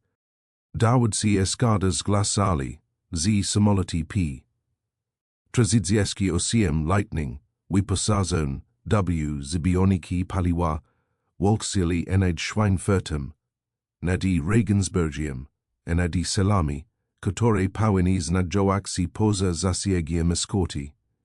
Doktryna taktyczna polegająca na czekaniu, a eskorta zaroczy nie miała już sensu. Göring slukał, zaczerwienił się podniósł głos. Oswiadczył, że amerykański myśliwcy nie dotarli tak daleko w glabni mig. Raporty byli bledne. Myśliwcy opisane przez Gallanda musieli być uszkodzonymi samolotami, które po trafieniu nad Francję lub Belgię zajmowali na wschód z dużej wysokości. Byli to przypadki, anomalii, a nie dowody na zwiksony zasięg. Galland zaprotestował. Wyjaśnił działanie systemu zbiorników dodatkowych. Wiele eskadr zgłosiło te same spotkania tego samego dnia. Nie byli to uszkodzone samoloty zajbujące. Byli to myśliwcy w pełnej zdolności bojowej, walcząc z niemieckimi samolotami głęboko w Reichu. Göring przeżywał mu. Marszałek rozejrzy stwierdził, że fizycznie niemożliwe jest, aby amerykański myśliwcy dotarli tak daleko w glab ledu. Wydał Gallandowi bezpośredni rozkaz. Oficjalnie stwierdził, że amerykański myśliwcy nie przekroczyli granicy środkowych niemig. To bil rozkaz, Galland natychmiast to zrozumiał. Göring zaprzeczył rzeczywistości. Marszałek rozejrzy odmówił przyjęcia informacji wydawczych, które byli sprzeczne z jego założeniami. Galland odpowiedział z uśmiechem, który świadkowie opisali później jako niezapomniany. Rozkazy to rozkazy, panie marszałku. Posiag orzekł. Galland patrzył, jak ojca, widział, że Luftwaffe własnie straciła okazję, by przygotować się na zagrożenie, które mogło ją zniszczyć. Tu, kostało z później, skazało na śmierć tysięcy niemieckich pilotów, którzy zaginęli w walce z wrogiem, o którym mówiono im, że nie istnieje. Straty zaczęli się natychmiast po tym, jak Göring zignorował ostrzeżenie Gallanda. Sierpień 17, 1943, tego samego dnia, w którym doszło do konfrontacji na peronie kolejowym, Luftwaffe straciła około 25-27 myśliwców podczas nalotu na Regensburg i Schweinfurt. Wiele z nich zostało zestrzelonych przez eskortujące samoloty P-38 dalekiego zasięgu, które według Göringa były niemożliwe do sfinansowania. Podwodna misja Schweinfurt-Regensburg pokazała dokładnie tu, przed czym ostrzegał Galland. Amerykański bombosty nignęli głęboko w terytorium niemig, eskortowani przez myśliwców, znacznie przekraczający dotychczas obserwowane zasięgi. Niemiecki myśliwcy, którzy zaatakowali bombos, zostali zaatakowani przez eskortę P-38, która podzieliła się z wysokości i z nieoczekiwanych odległości od Anglii. Walka była brutalna. Tego dnia zniszczono 60 amerykańskich bomboków, a straty niemieckich myśliwców with pilotów były poważne. Misja ta stanowiła punkt zwrotny. Po raz pierwszy Luftwaffe stanęła w obliczu amerykańskich formacji bomboków eskortowanych podczas kolejowego lotu w glab, niemieckich przestraszeni powietrznych. Taktyczne założenie z eskorta zaroczy w przewidywalnych punktach zostało obalone. Niemieccy dowódcy myśliwców musieli teraz założyć, że amerykańska eskorta może podziałać się w dowolnym miejscu i sasi znacznie głębiej w Niemczech, niż sugerowała ta doktryna. 3 tygodnie później, Szesk rozeznia tysiak dziwiekset, 43 kolejna katastrofalna bitwa potwierdziła słuszność ostrzegł Gallanda. Formacja amerykanskich bombokał B-17 uderzyła na Stuttgart, a eskorta P-38 dotarła głęboko na południe Niemiec. Major Egon Mierzy Jaggeschwader DWA poprowadził przezekwacyjni. Mir boil jednym z najbardziej skutecznych niemieckich niszczycieli bombokał, majasim na konci piekzizjat z jednym zestrzeleń. Boil pionierem ataku czolowicz na amerykański sierski bombos uznał, że ataki czolo minimalizują narażenie na ogień obrony. Podczas też misji eskadra mira zaatakowała formację bombokał od przodu, zgodnie z planem. Trafili kilka bombokał. Następnie eskorta P-38 zanurkowała z wysokości. Eskorta znajdowała się nad za formacja bombokał. Czekajak własny na ten moment. Formacja mira rozprosila się. Trzeci niemiecki myśliwcy zostali zestrzeleni podczas pierwszego przelotu. Sam mir ledwo uniknął śmierci, gdy P-38 znalazł się tuż za nim. W prowadził swój Messerschmitt, BF-100 dziwiek. W stromi na kołni, i przedził się z amerykański myśliwik, ale pisuć ląkał tudzież eskadry nie porochilo. Trzech pilotów zginęło, dwóch zostało śmiertelnie po katapultowaniu się. Nie potwierdzono zniszczenia żadnego bomboka. Misja zakończyła się całkowita porażka. W październiku 1943 a schemat BYL Jews oczywistości.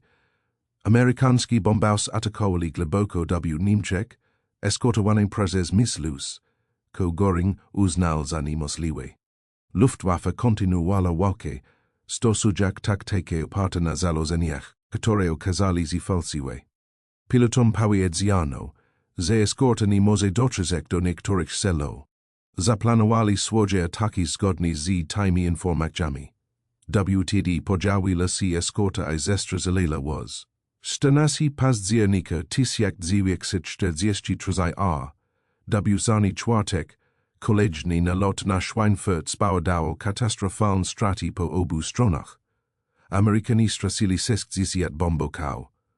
Luftwaffe straciła 38 myśliwców, a piloci zginęli lub zostali ranni. 4 grudnia 1943 Hauptmann Wilhelm Lehmann z Jaggeschwader zginął w pobliżu Dodover w Holandii. Lehmann miał na konci 131 zestrzeleń i BYL, jednym z najbardziej utytułowanych asał niemieckich.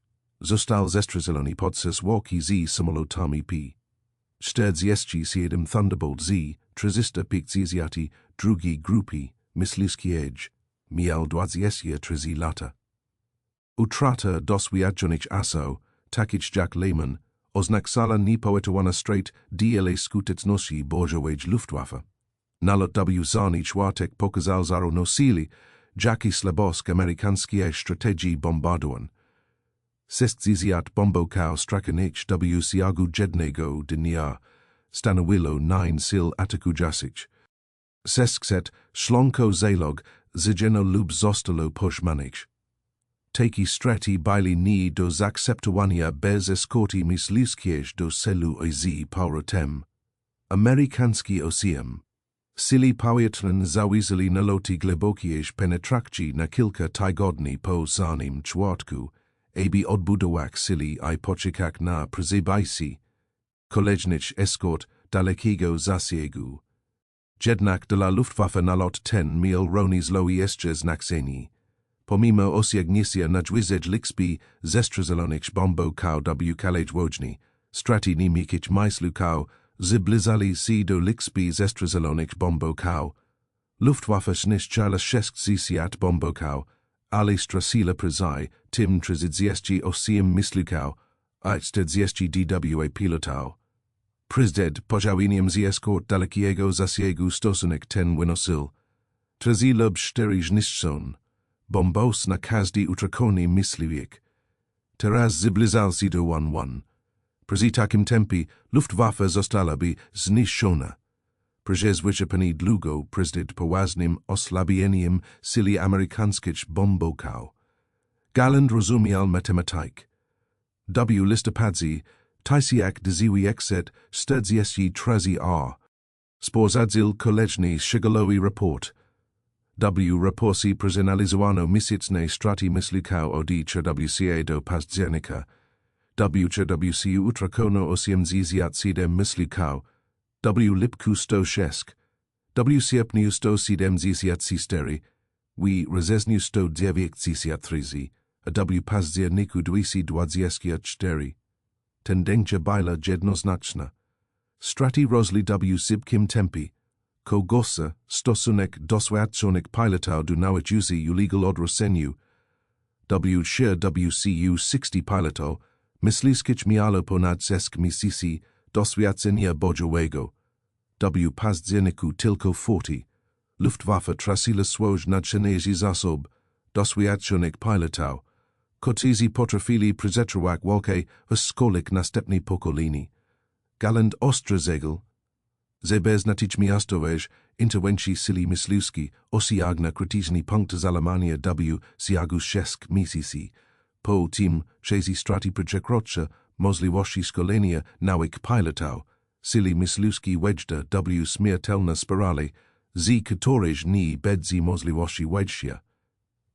Wysłał raport do Göringa, do Ministerstwa Lotnictwa, do każdego w lankuciu dowodzenia, kto chciał go wysłuchać. Odpowiedź była cisa. Göring odmówił uznania kryzysu. Ministerstwo Lotnictwa dalo dyrektywy wzajwajacze do poprawy moral w stosowaniu bardzo agresywnych taktyk. Nikt nie zajrzał się podstawowym problemem, jakim była przesłaga liczebna, produktyczna i zwykła przesłaga lepiej wyszkolonych przeciwników, ale ankieć latających na lepszych myśliwcach dalekiego zasięgu. Galland dokumentował każdy strat, sporzedzał raporty. Tydzień wysyłał podsumowania do Göringa i dowództwa. Szczegółowo opisywał sytuacje taktyczne. Amerykański myśliwcy o zwiększonym zasięgu eskortowali bombos w kaleśni jakieś przestrzeżeni powietrznych. Stara doktryna polegała na czekaniu, a ze eskorta zauroczy stala się przestarzała. Potrzebne były natychmiastowe nowe taktyki. Należało zwiększyć produkcję myśliwców. Trzeba było rozszerzyć szkolenie pilotów. Pomimo problemu z rozwojem należało, jak najszybciej prowadzić do służby myśliwych odrzutowej mej 260 DWA. Jego przesłaga prędkości pozwoliła by mu przebiegć się przez oslon eskorty i zaatakować bombos. Galland nie otrzymał odpowiedzi od Göringa. Marszałek Rezezi podjął decyzję w sierpniu. Amerykański myśliwcy dalekiego zasięgu nie stanowili strategicznego zagrożenia. Luftwaffe miała kontynuować dotychczasowe działania.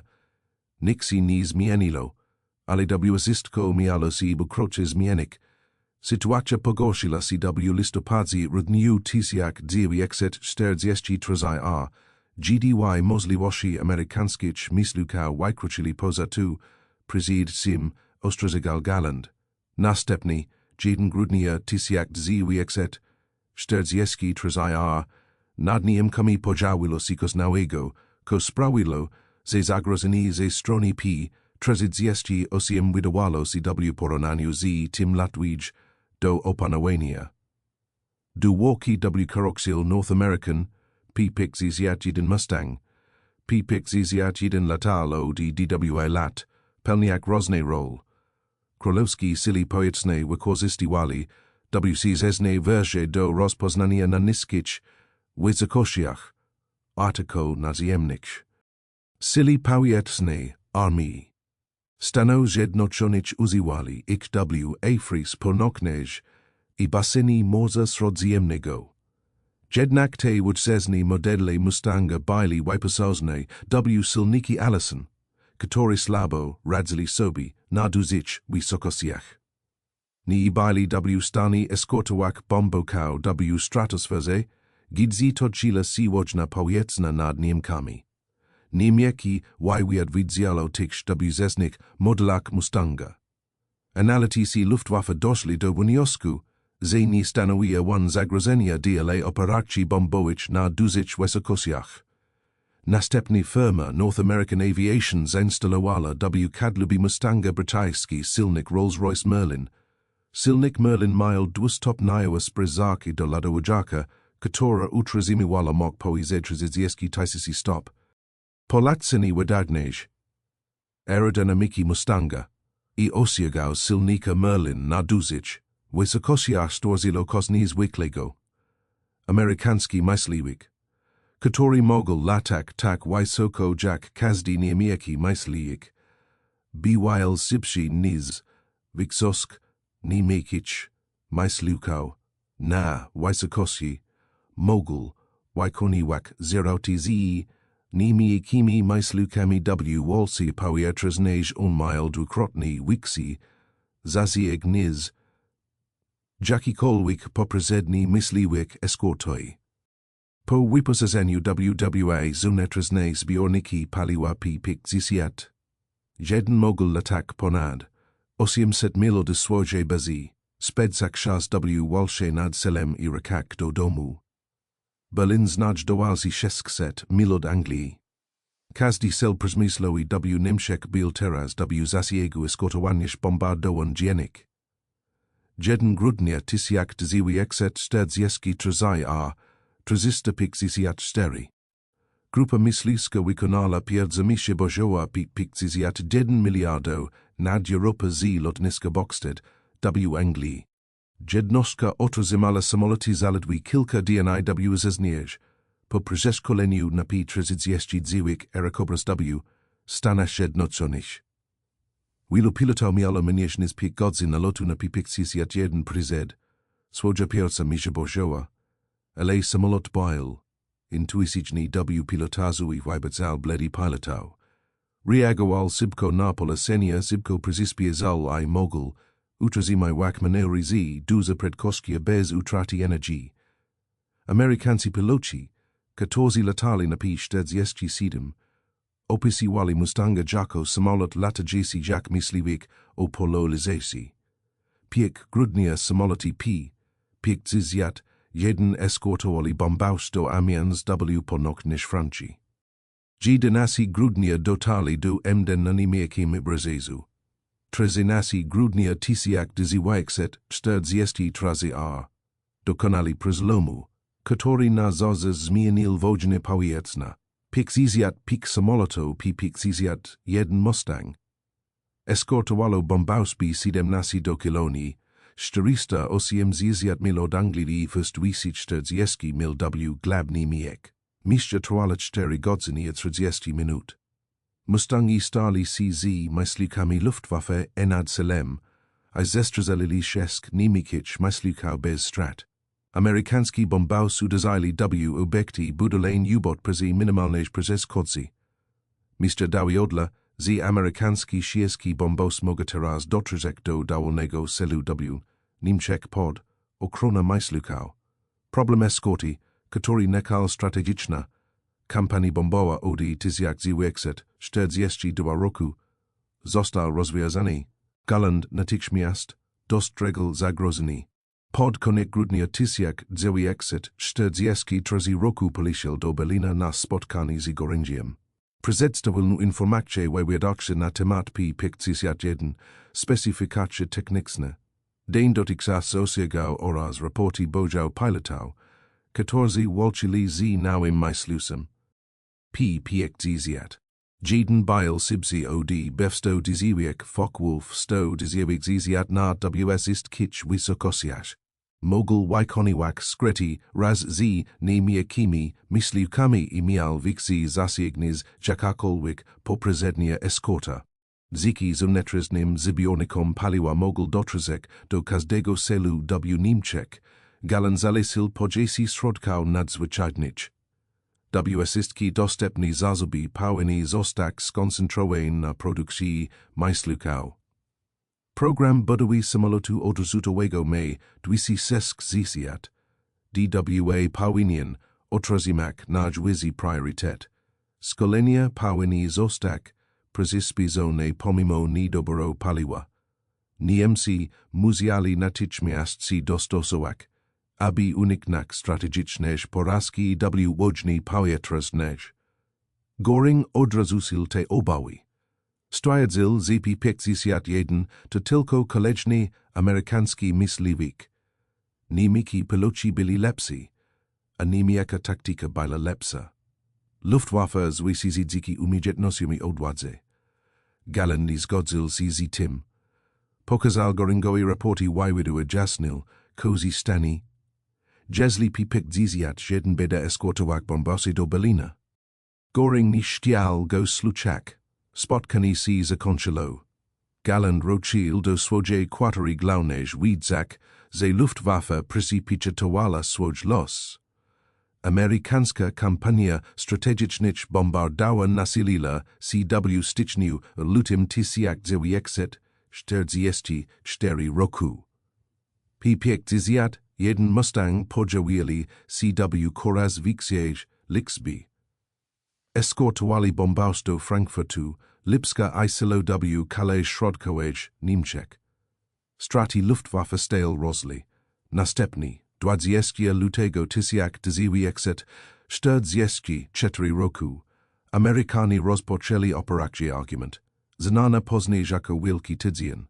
6 dni intensywnych ataków na niemieckie fabryki samolotów. Celem było zniszczenie zdolności produkcyjnych Luftwaffe i zmuszenie niemieckich myśliwców do walki, które mogliby zostać unicestwione. Ponad 35 amerykańskich bombowców uderzyło w sile w krajach Niemczech, eskortowaniach przez roże myśliwców P-38, P-47 i P-51. Luftwaffe zaangażowała w zyski sili, aby powstrzymać naloty. Każda dostępna eskadra myśliwska rzuciła się do walki. Doświadczeni asi wykonywały wiele lotów bojowych dziennie. Nowi piloci z minimalnym przeszkoleniem zostali wysłani do walki. Straty były katastrofalne. Podczas wielkiego tygodnia Luftwaffe straciła 260 myśliwców zniszczone i kolejne 180 uszkodzone w stopniu uniemożliwiającym natychmiastowe naprawy. Straty pilotów były jeszcze większe, około 100 pilotów zginęło, 90 zostało rannych, a 43 zaginęło. WS rod zabić byli dowódcy eskadr, liderzy lotów i doświadczeni weterani walk, których nie można było zastąpić. Major Egon Meyer, który przeżył katastrofę z 6 września, zginął DWA marka 1944 a zestrzelony przez eskortę P-47 nad Francją. Miał na końcu 129 miał 29 lat. Hetman Kurt Ubanzi jak geschwader trezi zginął 20 DWA lutego podczas przechwytywania bombowca nad Brunswickiem. Miał na końcu 130 miał 24 lata. Nie byli to początku czasy piloci, stanowili trezon niemieckich elity myśliwskich. Byli to ludzi, którzy szkolili nowych pilotów, dowódcy organizujący skuteczne taktyki, ac potrafiący walczyć z wieloma przeciwnikami i precyzji. Generales w tempie uniemożliwiającym zastąpienie was. Galland obserwował listy ofiarzy roznaka rozpaczy. Pilot myśliwka potrzebował 6 miesięcy szkolenia, aby osiągnąć minimalne kompetencje, roku, aby stać się dobrym, i 2 lat, aby stać się doskonałym. Niemcy tracili pilotów z dwu, tracili 4-letnim doświadczeniem bojowym, zastępujących pilotami, którzy mieli za sobą 3 miesiące szkolenia. Niektórzy nowi piloci trafiali do eskadry na froncie z mniej niż 2 godzinami nalotu. musieli zmierzyć się z amerykańskimi pilotami, którzy mieli za sobą 450 godzin szkolenia. Różnica w umiejętnościach była ogromna. Wynik był przewidywalny. Nowi niemieccy piloci przeżywali średnio 5 misji bojowych, 5 misji, zanim zaginęli lub zostali ranni. Luftwaffe była niszczona nie tylko przez straty samolotów, ale także przez systematyczną likwidację puli pilotów. Kryzys szkoleniowy miał złożone przyczyny. Niemcy nigdy nie planowali długiej wojny na wyniszczenie. System szkolenia Luftwaffe w 1939 roku został zaprojektowany. Tak, aby zapunik stali doplił nauk pilotów do sil, które mieli osiągać szybkie zwycięstwa dzięki przewodze taktycznej. Zakładał on, że doświadczeni piloci procedure, aby szkolić nauk pilotów przekazywać im wiedzę bojową.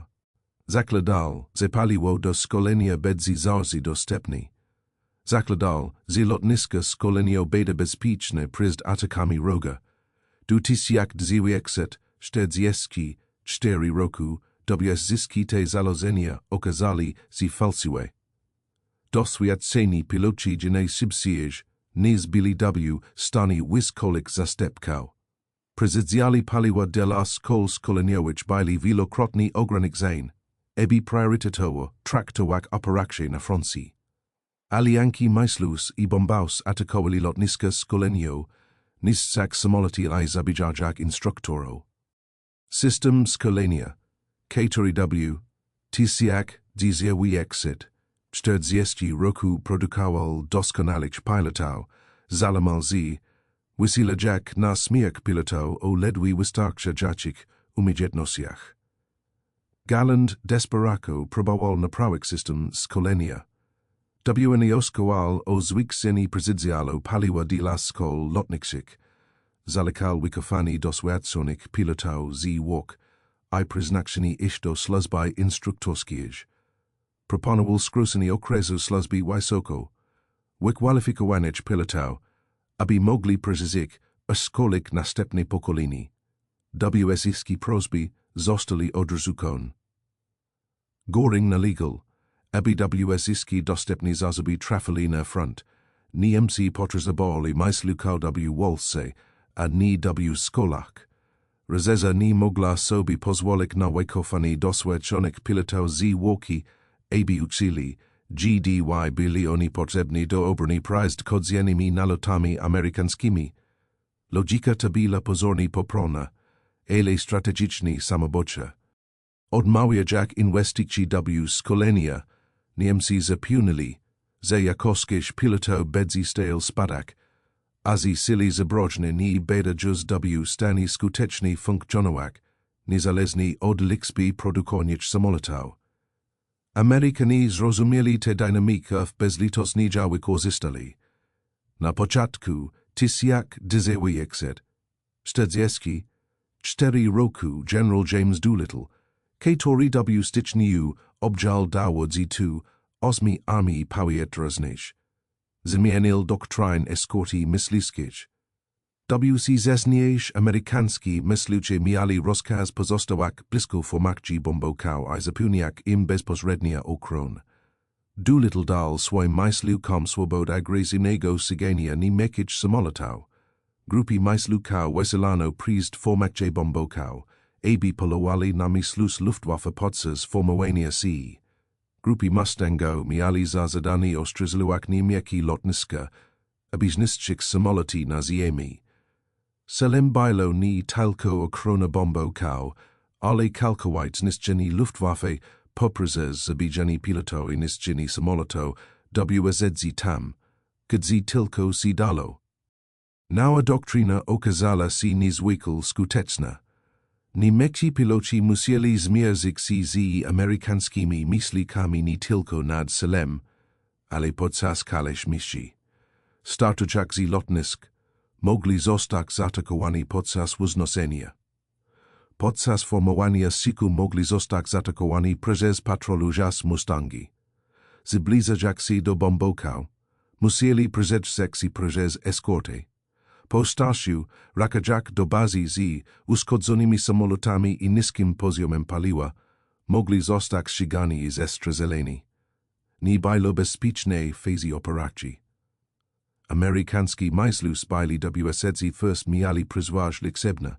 Osiagi I jakosk pilotał, aby zadominować każdy starsi. Mazek swati tajsiak dziwiekset 44 sytuacja strategiczna osiagnila punkt. Z którego nie było już odwrotu. Amerykański bombauszpo razpieriozy uderzali na Berlin z pełna eskorta mysluska. Ponad 660 bombokał zaatakowało stolicę Niemiec. Eskortowało 174 samoloto P-51 Mustang, które przyleciały kala traze od długości jak 100 mil. Mustangi walczyli z niemieckimi obronkami, nad sesem third, arzyzi. Zestrelili się z nasi myślukał Luftwaffe, trakak tylko 4 samoloty. Berlin, miasto, które Hermann Göring obiekał, że nigdy nie zostanie zbombardowane.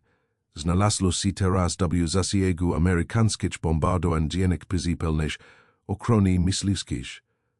Göring podobno powiedział prywatnie, że kiedy zobaczył Mustangi nad Berlinem, widział, że wojna jest przegrana, ale powiedział to prywatnie. Publicznie nadal twierdził, że wszystko jest pod kontrolą. Luftwaffe nadal była silna, niemiecki piloci nadal byli najlepsi na świecie. Amerykanom konku zabraknie samolotów I pilotów. Niemcy wygraża, rzeczywistość była zupełnie inna. Kwietniu 1944 Galland stanął obliczu tak poważnego kryzysu, że złożył raport bezpośrednio do dowództwa. Kalkulisy pomijacza Göringa. Raport BYL datowany. Na kwiecień 27 1944 opisywał katastrofalny stan sil myśliwskich Luftwaffe. Siagu ostatnich 10 operacji. Luftwaffe stracila około 500 samolotów first arista pilotów. Siagu ostatnich 4 miesięcy od stycznia do kwietnia ponad tysiak pilotów zaginęło. Zostało rannych lub zjętych do niewoli. Niektórych operacjach przewaga liczebna roga nad niemieckimi myślukami wynosiła 6-1, a inik 8-1.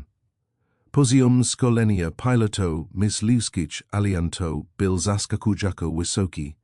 Większość amerykańskich i brytyjskich pilotów przystępujących do walki miała za sobą 450 godzin lotu. Niemieckí piloci byli wysyłani do walki z mniej niż 200 godzinami. Niektórzy mieli mniej niż 150. Infrastruktura szkoleniowa uległa załamaniu z powodu niedoboru paliwa uścieglić ataku aliantów na lotniska. Galland stwierdził w swoim raporcie, że też czuli wolałby mieć XCG-1 260 DWA niezpiek BF 109. Mi 260 DWA BYL myślusem odrzutołem, którego wdrożenie Galland opowiadał się od miesięcy. Bwyl Sibsi, ODWS-iskich myślukał aliankich o 100 mil na godzin, mogul przebieg, si przez oslon eskorty, I zaatakować, bombaus bez ryzyka, przekłysenia. Jednak Hitler nalegał, aby został oprakowany jako bombowek, a nie myśliwiek. Senemisiacy zostali zmarnowane na projekt Talsini go bombowek, zamiast maksymalnego wykorzystania jego potencjalu jako myślówca projektującego. Kiedy pod koniec, tysiak 944 roku Hitler zmienił swoją decyzję I zezwolił na produkcję myślówków. Odrzutować było już za późno, aby powstrzymać krojenie sil myśliwskich Luftwaffe. Strati trwali projes wiosna I lato tiziak dyziwiekset 44 roku. Midzi stixnium, a majem dwa tisias dwisi shesk ziziat, dwa, niemiekich piloto, misliskich zaginalo, zostalo ranich lub zaginlo. Sam marzek preziniosl katastrofalnej strati. Dokumenti Luftwaffe pokazuja, ZW Marku tisiak, Zewiekset, Sztedzieści, Kistery roku sili, Misluski, Poniosli nadzwyczajne strati, które skutecznie zlamali ish kręgosłup. Kale eskadry zostali zdziatkowane, Jagdgeschwader 11 strasil 28 pilotał wsiagu 3 tygodni, Jagdgeschwader 3 strasil 31 Baili tu elitan jednostki z wieloletnim doswiadczeniem bojowym. Zostali zniszczone, przez przezwazajas sili alianki. Lixby swatsa o kalkowitij klesi. Niemcy mogli strasik zisiek mislukał iz trudem że zastapik wsiagu misiaka. Amerykanie mogli strasik sto mislukał zastapik że wsiagu kilku dni. Brytyjczycy mogli strasik pixiziat bombokał zastapik że wsiagu tygodnia. Możliwości przemysłu na I baili raun, system szkolenia pilotał nie bail roni.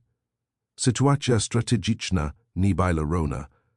Niemcy przegriwali wojny na wyniszczenie, których nigdy nie mogli wygrać.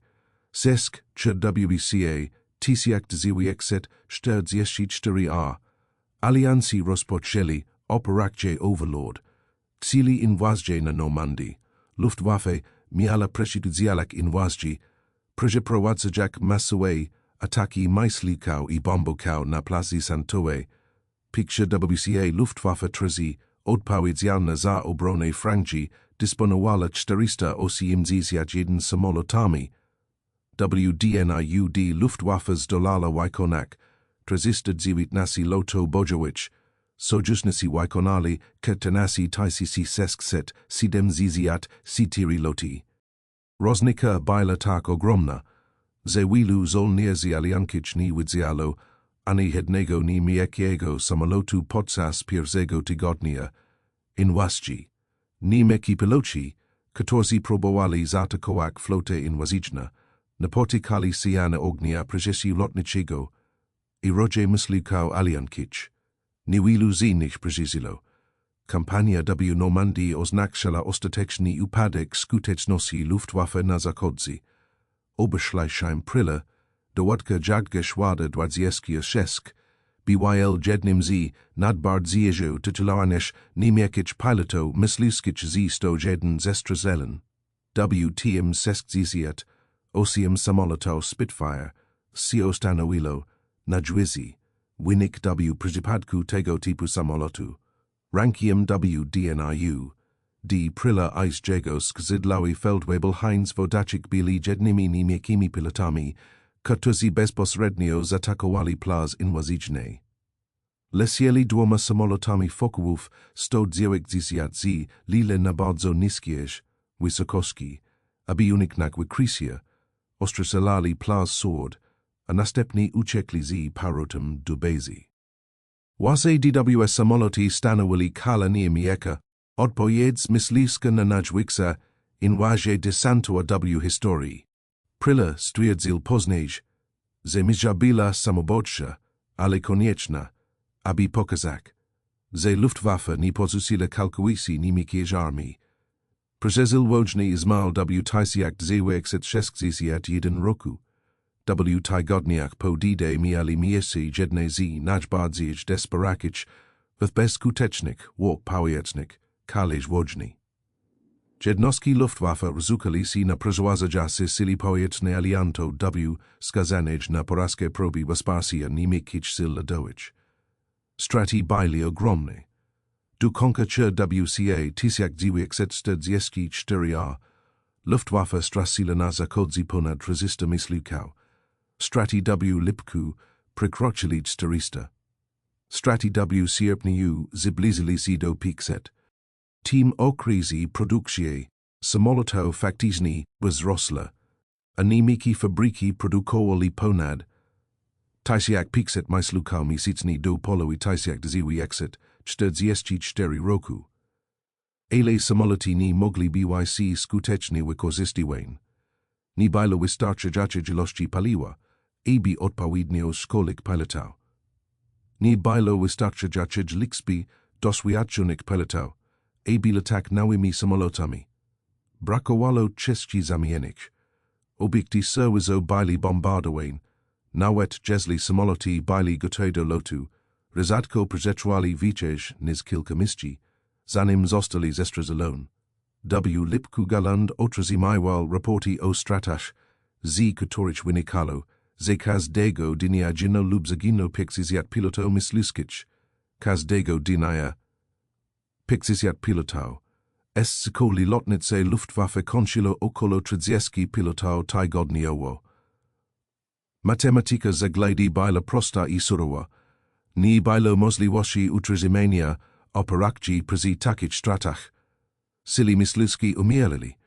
Dowódcy eskadry zglasali. Zenowi piloci przybywają ze szkolenia byli praktycznie bezradni w walce. Brakowało wam podstawowych umiejętności bojowych. Nie potrafili utrzymać formacji.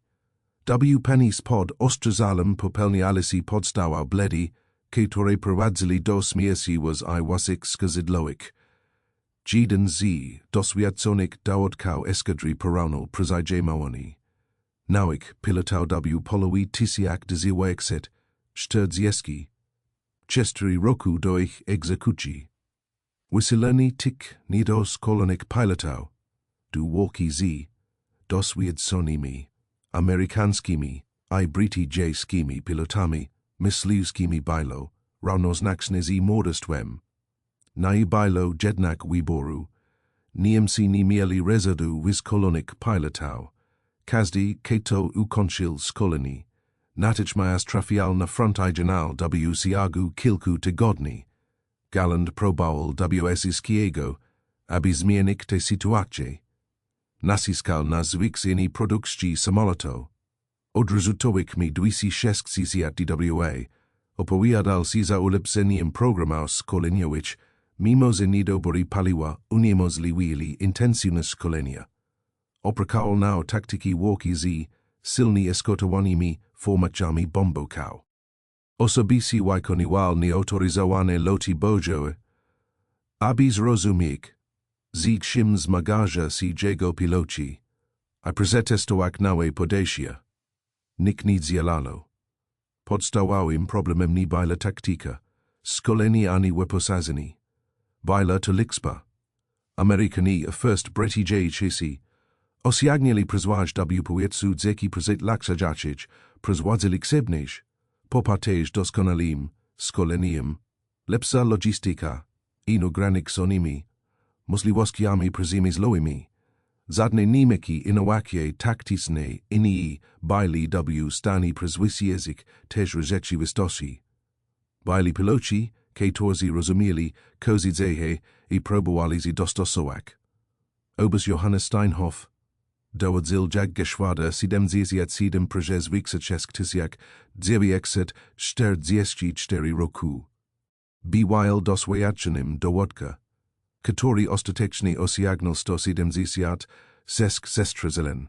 Steinhoff od razu zdał sobie sprawę, że stare taktyki nie sprawdza się w stasiu z nowymi amerykańskimi eskortami.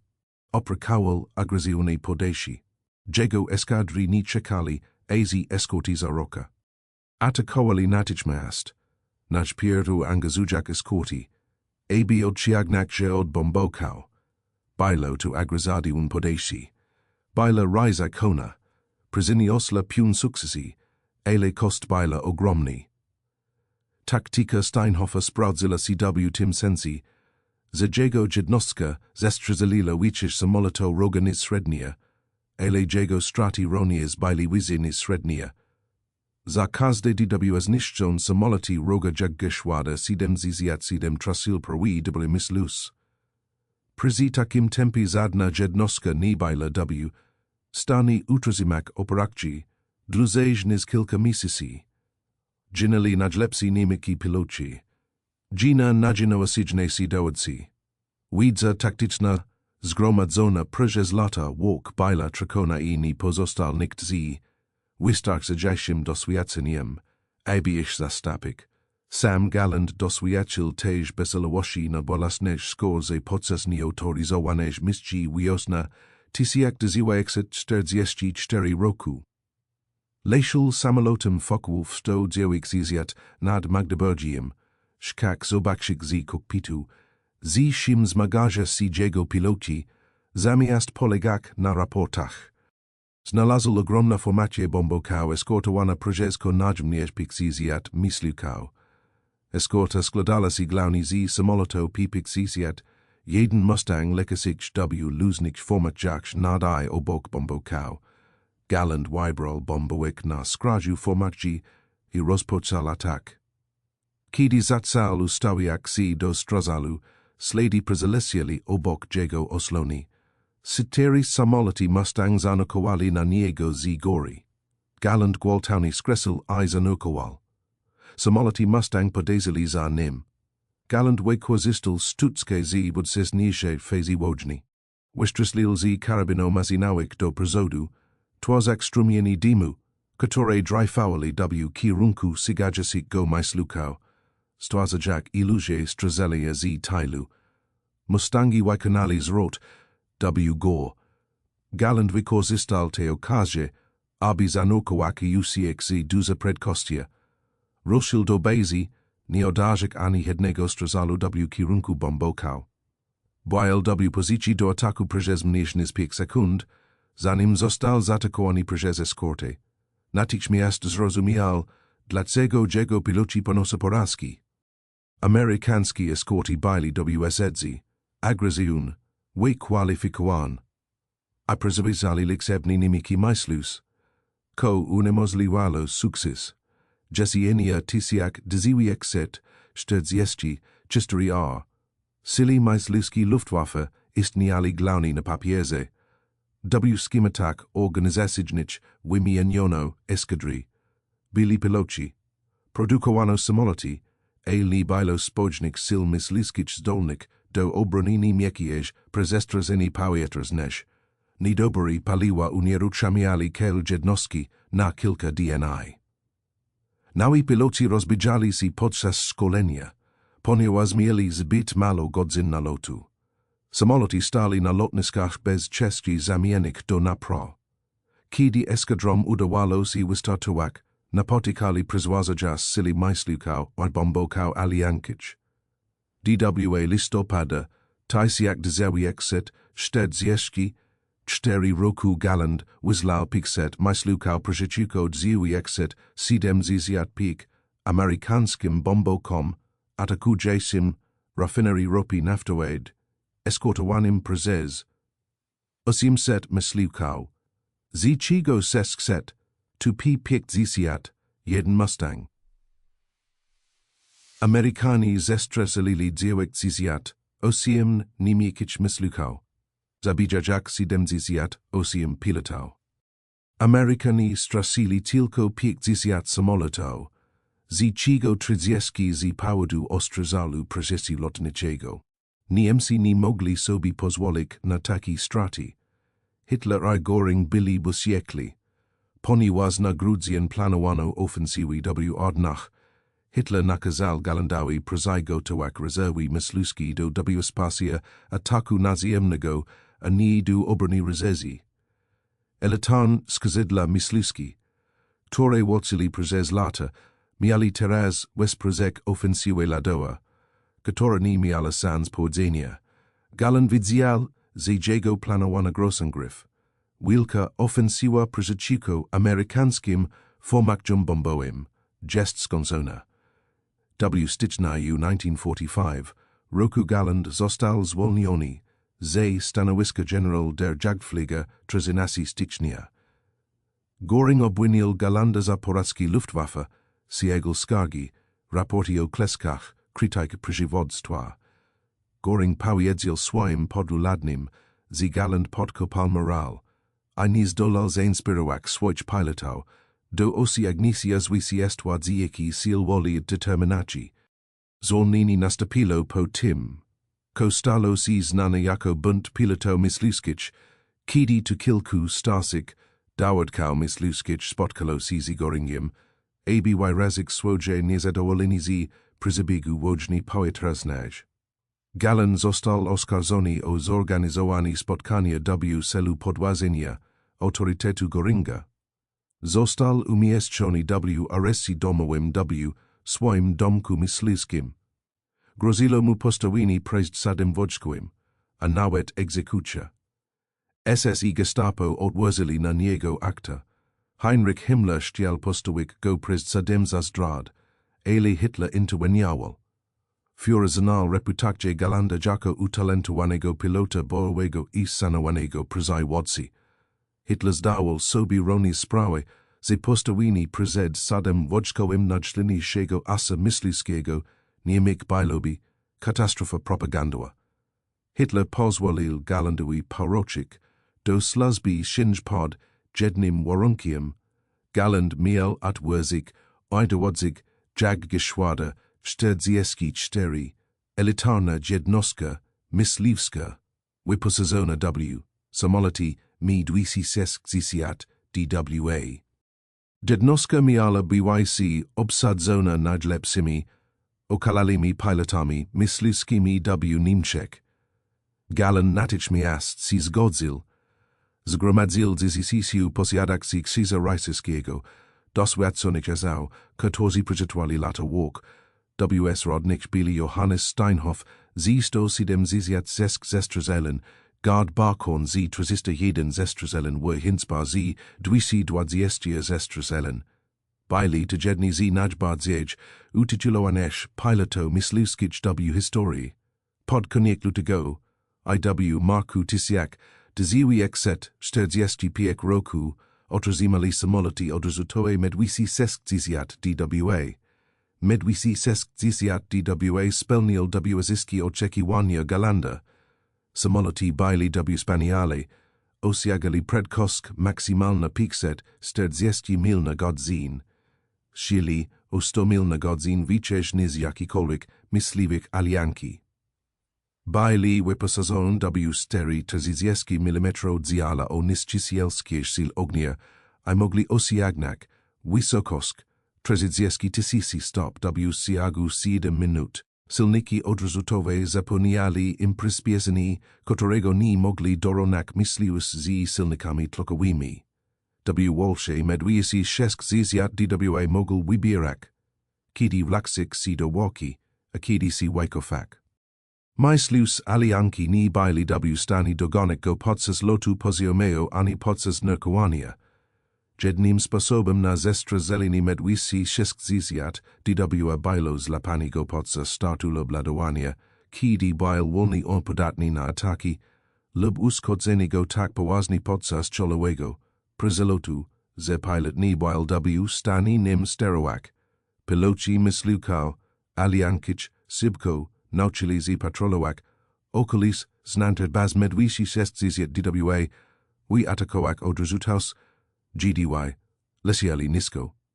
I wolno, doprowadziło to do zasiatych wokół niemieckich lotnisk. Odrzutował GDZ, myśliwcy alianki próbowali złapać odrzutows w momentach, GDY byli najbardziej bezbron, podczas GDY konwencjonalny, niemiecki myśliwcy próbowali J-Chronik. Galland wykonał swoje pierwsze misje bojowe na medwiesi 60 w 31 marca 1945 roku. Wylatujak z lotniska Munchinre, przyjechał w formacie amerykanskich bombokał w pobliżu Newburgh. Zestrzelili B-26 Marauder krótka seria z łosik 30 mm zialek. Bomboik rozpadł się pod wpływem skoncentrowanego ognia. Ciągu następnych 4 tygodni Galland dodał do swojego dorobku 6 kolejnych zestrzeleń w zyskich bombokał.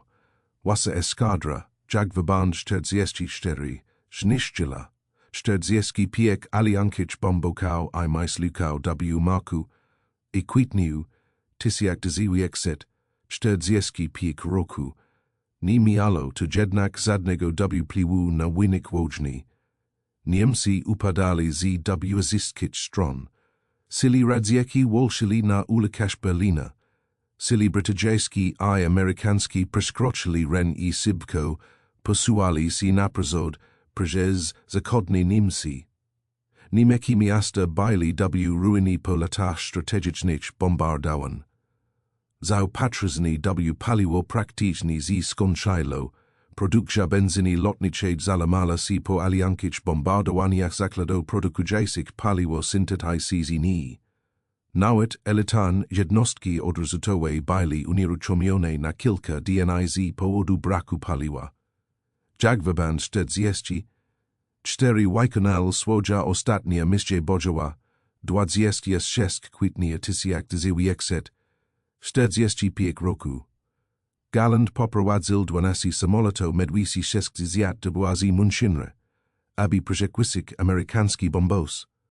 Około godziny 15 podczas walki z formacja bombowców na południe od Monachium, samolot Gallanda został trafiony przez ogień z samolotu P-47 Thunderbolt pilotowanego przez porucznika Jamesa Finnegana z P-38 6 grupy myśliwskiej.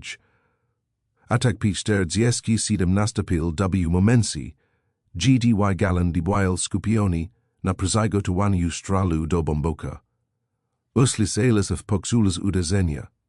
Pociski kalibru .50 przydali przez oslon kabiny I panel instrumental.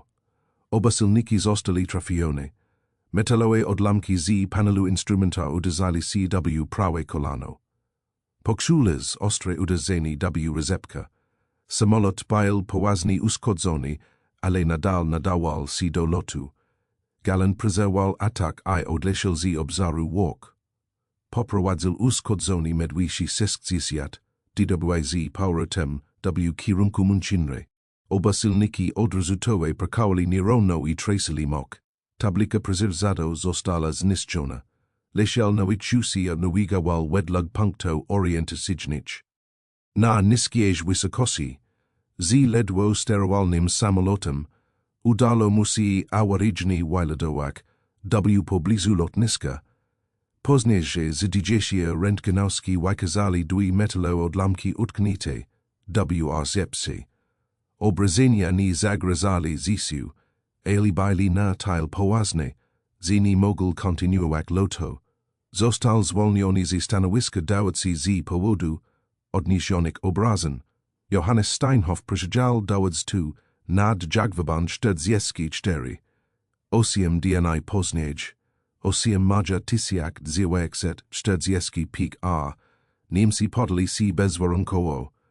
Łódźna w Europie dobiegła końca.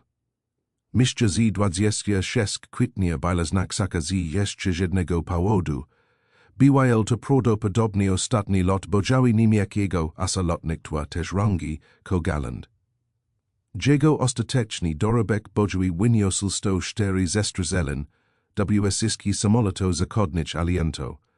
W Siagu Sesku lat łódźny wykonał 700 piloto bojowych. Czterokrotnie został zestrzelony, ale za każdym razem przeżył. Dowodził silami pojezdnymi Luftwaffe w najbardziej krytycznym okresie wojny. Desperako próbował zreformować system, który był zasadniczo zepsuty. I poniósł porażkę nizy. Powodu braku umiejętności lub wysiłku, ale dlatego, że sytuacja strategiczna była beznadziejna, a przywódcy nie chcieli zaakceptować rzeczywistości. W 1979 roku, 34 lata po wojnie, Galland spotkał Jamesa Finnegana na spotkaniu stowarzyszenia sil powietrznych w San Francisco. Student studio magisterskich poronul raport bojowy Finnegana z niemieckimi dokumentami I zorganizował spotkanie. Oba mężczyźni rozmawiali przez wiele godzin też walce. Finnegan opisał, jak widział medwisich 60 dwa atakujący bombos I jak ustawił swój P-47 do strazalu. Galland opisał, jak sul uderzenia I walczył utrzymanie uszkodzonego odrzutoka W powiedzą wystarcza jako długo, aby dotrzeć do terytorium sojuszniczego.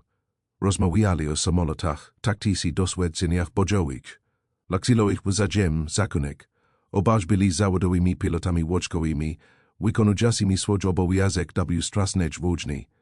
Spotkanie zostało sfilmowane stało z ważnym dokumentem historycznym, jednym z nielicznych przypadków, kiedy pilot człowiek, który go zestrzelił, spotkali z kilkadziesiąt lat później, aby się galało o małych łoki.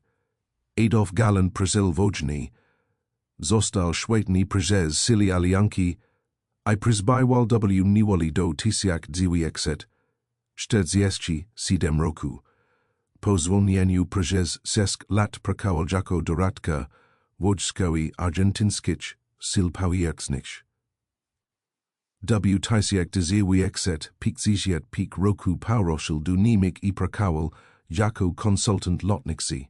W 1954 roku opublikował swoją autobiografię Pierwsza i ostatnia. Książka szczegółowo opisywała jego doświadczenia jako generała lotnictwa myśliwskiego oraz konflikty z Göringiem a Hitlerem dotychczas strategii lotniczej.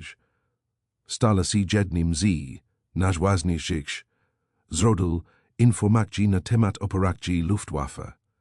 Galland żył do 1996 roku. Zmarł w wieku 83 lat. W wywiadach przeprowadzonych przez Kale Zaisi Historysi pytali Gallanda o punkt zwrotny wojny powietrznej.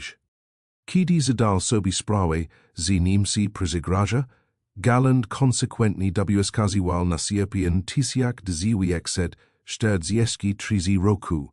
W momencie, gdy próbował ostrzegł Göringa przed amerykańskimi myśliwcami dalekiego zasięgu penetrującymi głęboko terytorium Niemiec, widział, że Luftwaffe stoi w obliczu zagrożenia, którego nie będzie w stanie pokonać. Jeśli dowods tu nie zdecyduje się na zmiany, przyznawał dowody, zalecał podjęcie natychmiastowych działań, a Göring przekazał mu rozkaz, że takie zagrożenie nie istnieje. Galland twierdził w późniejszych latach, że ta decyzja pozbawiła Niemcy wielkich szans na utrzymanie przewagi w powietrzu. Gdyby Luftwaffe dostosowała się w sierpniu 1943 roku, kiedy po raz pierwszy pojawiły się samoloty P-38 z dodatkowymi zbiornikami paliwa, by się może wynik wojny byłby inny, by się może udałoby się przeznaczyć środków na produkcję myśliwców odrzutowych, zanim było za późno. By się może programy szkolenia mogliby zostać rozwiązane, zanim niedobory paliwa uniemożliwiłyby to. By się może można, by było opracować taktykę pozycjonowania przewodzi liczebnych myśliwców alianckich, zanim korpus pilotów został zdziesiątkowany. Jednak Göring nie chciał uznać zagrożenia. Uznał je za niemożliwe. Nakazał Gallandowi zaprzestać zgłaszania takich informacji wywiadowczych. A kiedy kryzys stał z nie do zapreszenia, było już zdecydowanie za późno. Sily myśliwskie Luftwaffe zostali zniszczone. Zdziennie tysiące pilotów w tym najbardziej doświadczeni dowódcy. System szkolenia zalamal się. Niemcy utracili przewagę powietrzną nad własnym terytorium, a nigdy nie odzyskali. Strategiczne bombardowania trwały bez przeszkód przez kali 1945 roku. Niemcy miasta plonli. Fabryki zostali zniszczone. Sieci transportowe zalamali się. Produkcja ropy spadła do poziomu, który unieruchomił Kale jednostki lotnicze. Wojna stała się niemożliwa do wygrania nie dlatego, że Niemcom brakowało odwagi lub umiejętności, ale dlatego, że utracili kontrolę nad własne przestraszenia powietrzne. Wszystko zaczęło się w sierpniu 1943 43 roku, kiedy to generał próbował ostrzegł swojego dowódcę przed zagrożeniem, które zostało zlekceważone rozkazem zaprzeczającym rzeczywistości. Galland nigdy nie otrzymał oficjalnego uznania za swoje ostrzeżenie. Nie otrzymał żadnego wyróżnienia ani potwierdzenia, że miał rację. Oficjalne dokumenty Luftwaffe zapisywali upadek sil myśliwskich przez władze liczebne żaliento ani wystarczającym zasobom niemieckim. Nazwisko Gallanda podziawiło CW reportaż, jako oficer odpowiedzialny za operacje myśliwskie w okresie upadku. Nie wspomniano, że przewidział on kryzys. Nie wspomniano, że kilka miesięcy przed tym, zanim stało się to desperako potrzebne, zaproponował rozwiązania. Nie wspomniano, że został zignorowany przez przewodników, którzy woleli wygodne założenia od niewygodnych faktów. Połączeni historycy, wojskowości badacze Luftwaffe znaleźli obszerna dokumentację dotycząca konfrontacji Gallanda z Göringiem w sierpniu 1943 roku. Znaleźli zapis rozmowy na peronie kolejowym w wielu źródłach, w tym w wspomnieniach Alberta Spira, który był świadkiem czeskiej rozmowy. Znaleźli raporty wywiadowcze Gallanda dotyczące amerykanskich myśliwców dalekiego zasięgu. Znaleźli lekceważące odpowiedzi Göringa i jego rozkaz, w którym twierdził, że takie zagrożenie nie istnieje. Znaleźli późniejsze raporty podziałające, że amerykański myśliwcy rzeczywiście penetrowali głęboko terytorium niemieckie. Dokładnie tak. Jak ostrzegł Galland, historycy przeprowadzili wywiady z okalonymi pilotami Luftwaffe, prawie WSSIC potwierdzili podobne doświadczenia. Wielokrotnie powtarzano im, że amerykański myśliwcy nie są w stanie dotrzeć na określoną odległość w gleb niemieckie. Kazano im czekać, aż eskorta zaroczy, zanim zaatakuje bombose. Mówiono im, że straty są tymczasowe i sytuacja się poprawi. Straty nigdy się nie poprawili. Z każdym miesiącem byli coraz większe, a że Luftwaffe praktycznie przestała istnieć jako skuteczna sila bojowa. Analitycy wojskowi doszli do wniosku, że odmowa Göringa przezadziała informacji wywiadowczych Gallanda w sierpniu 1943 była jedna z najbardziej znaczących porażek dowództwa podczas kalisz wojny. Za przeżyciak rzeczywistości Göring sprawił, że Luftwaffe nie była przygotowana na zagrożenie, które ostatecznie doprowadziło do zniszczenia. Gdyby Niemcy potraktowali ostrzeżenia Gallanda poważnie, wynik wojny powietrznej mógłby nie uległ tak radykalnej zmianie. Sojusznicy mieli przewagę przemysłowa i liczebna. Niezależnie od niemieckich dostosowań taktycznych, ale wojna mogłaby trwać dłużej niż bardziej kosztowna dla was. Może Niemcy mieliby dodatkowe miesiące na opracowanie środków zaradczych. Może straty w rodzajach samolotów sojuszniczych byliby znacznie większe. Może dowodztwo tu, sojuszników dokonaliby innych kalkulacji strategicznych. Gdyby straty bombowych pozostali zbyt wysokie, nawet przy eskorcie myśliwców. Jednak żadna z tych możliwości nie została zbadana, ponieważ Göring odrzucił ostrzeżenie i nakazał dowódcy myśliwców zaprzestanie sporządzenia takich raportów. Konsekwencje tego odrzucenia wpłynęły na zjawisko, które nastąpiło później. W ten sposób przejawiało się blady dowództwo podczas wojny. Nie poprzez dramatyczne zdrady lub oczywiste niekompetencje, ale poprzez odmowę przejścia niewygodnych informacji wywiadowczych, odrzukani daładał sprzecznych z istniejącymi założeniami, karani podladnych korzy zgłaszać problemy, zamiast zajmować się nimi oraz wydawani rozkazów zaprzeczających rzeczywistości, zamiast dostosowywać się do zmienionych okoliczności. Adolf Galland próbował ostrzegł swoich przyjaciółek. Przedstawił fakty, zaproponował rozwiązania. Został zignorowany. Rezultaty zaginli tysiącami miekich pilotów, walczak z wrogiem, o którym mówiono im, że nie istnieje, a było zbyt późno, aby przygotować skuteczną obronę. Jeśli ta historia poruszyła się tak samo jak nas, pozwólcie, aby polubić ten film, pomoże nam to dzielić się kolejnymi, zapomnianymi historiami z sekund, łącznie światowych. Subskrybuj, aby się na bieżąco z tymi nieopowiedzianymi historiami.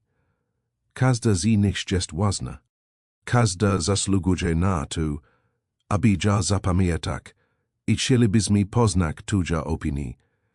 Dodaj komentarz poniżej, informuj nas, skad oglądasz ten film. Nasza społeczność rozjaga się od Teksasu po Tasmanii, od weteranów po entuzjastów historii, jesteś czesia czegoś wyjątkowego. Dziękujemy za obejrzenie i za potwierdzenie wojny tych historii.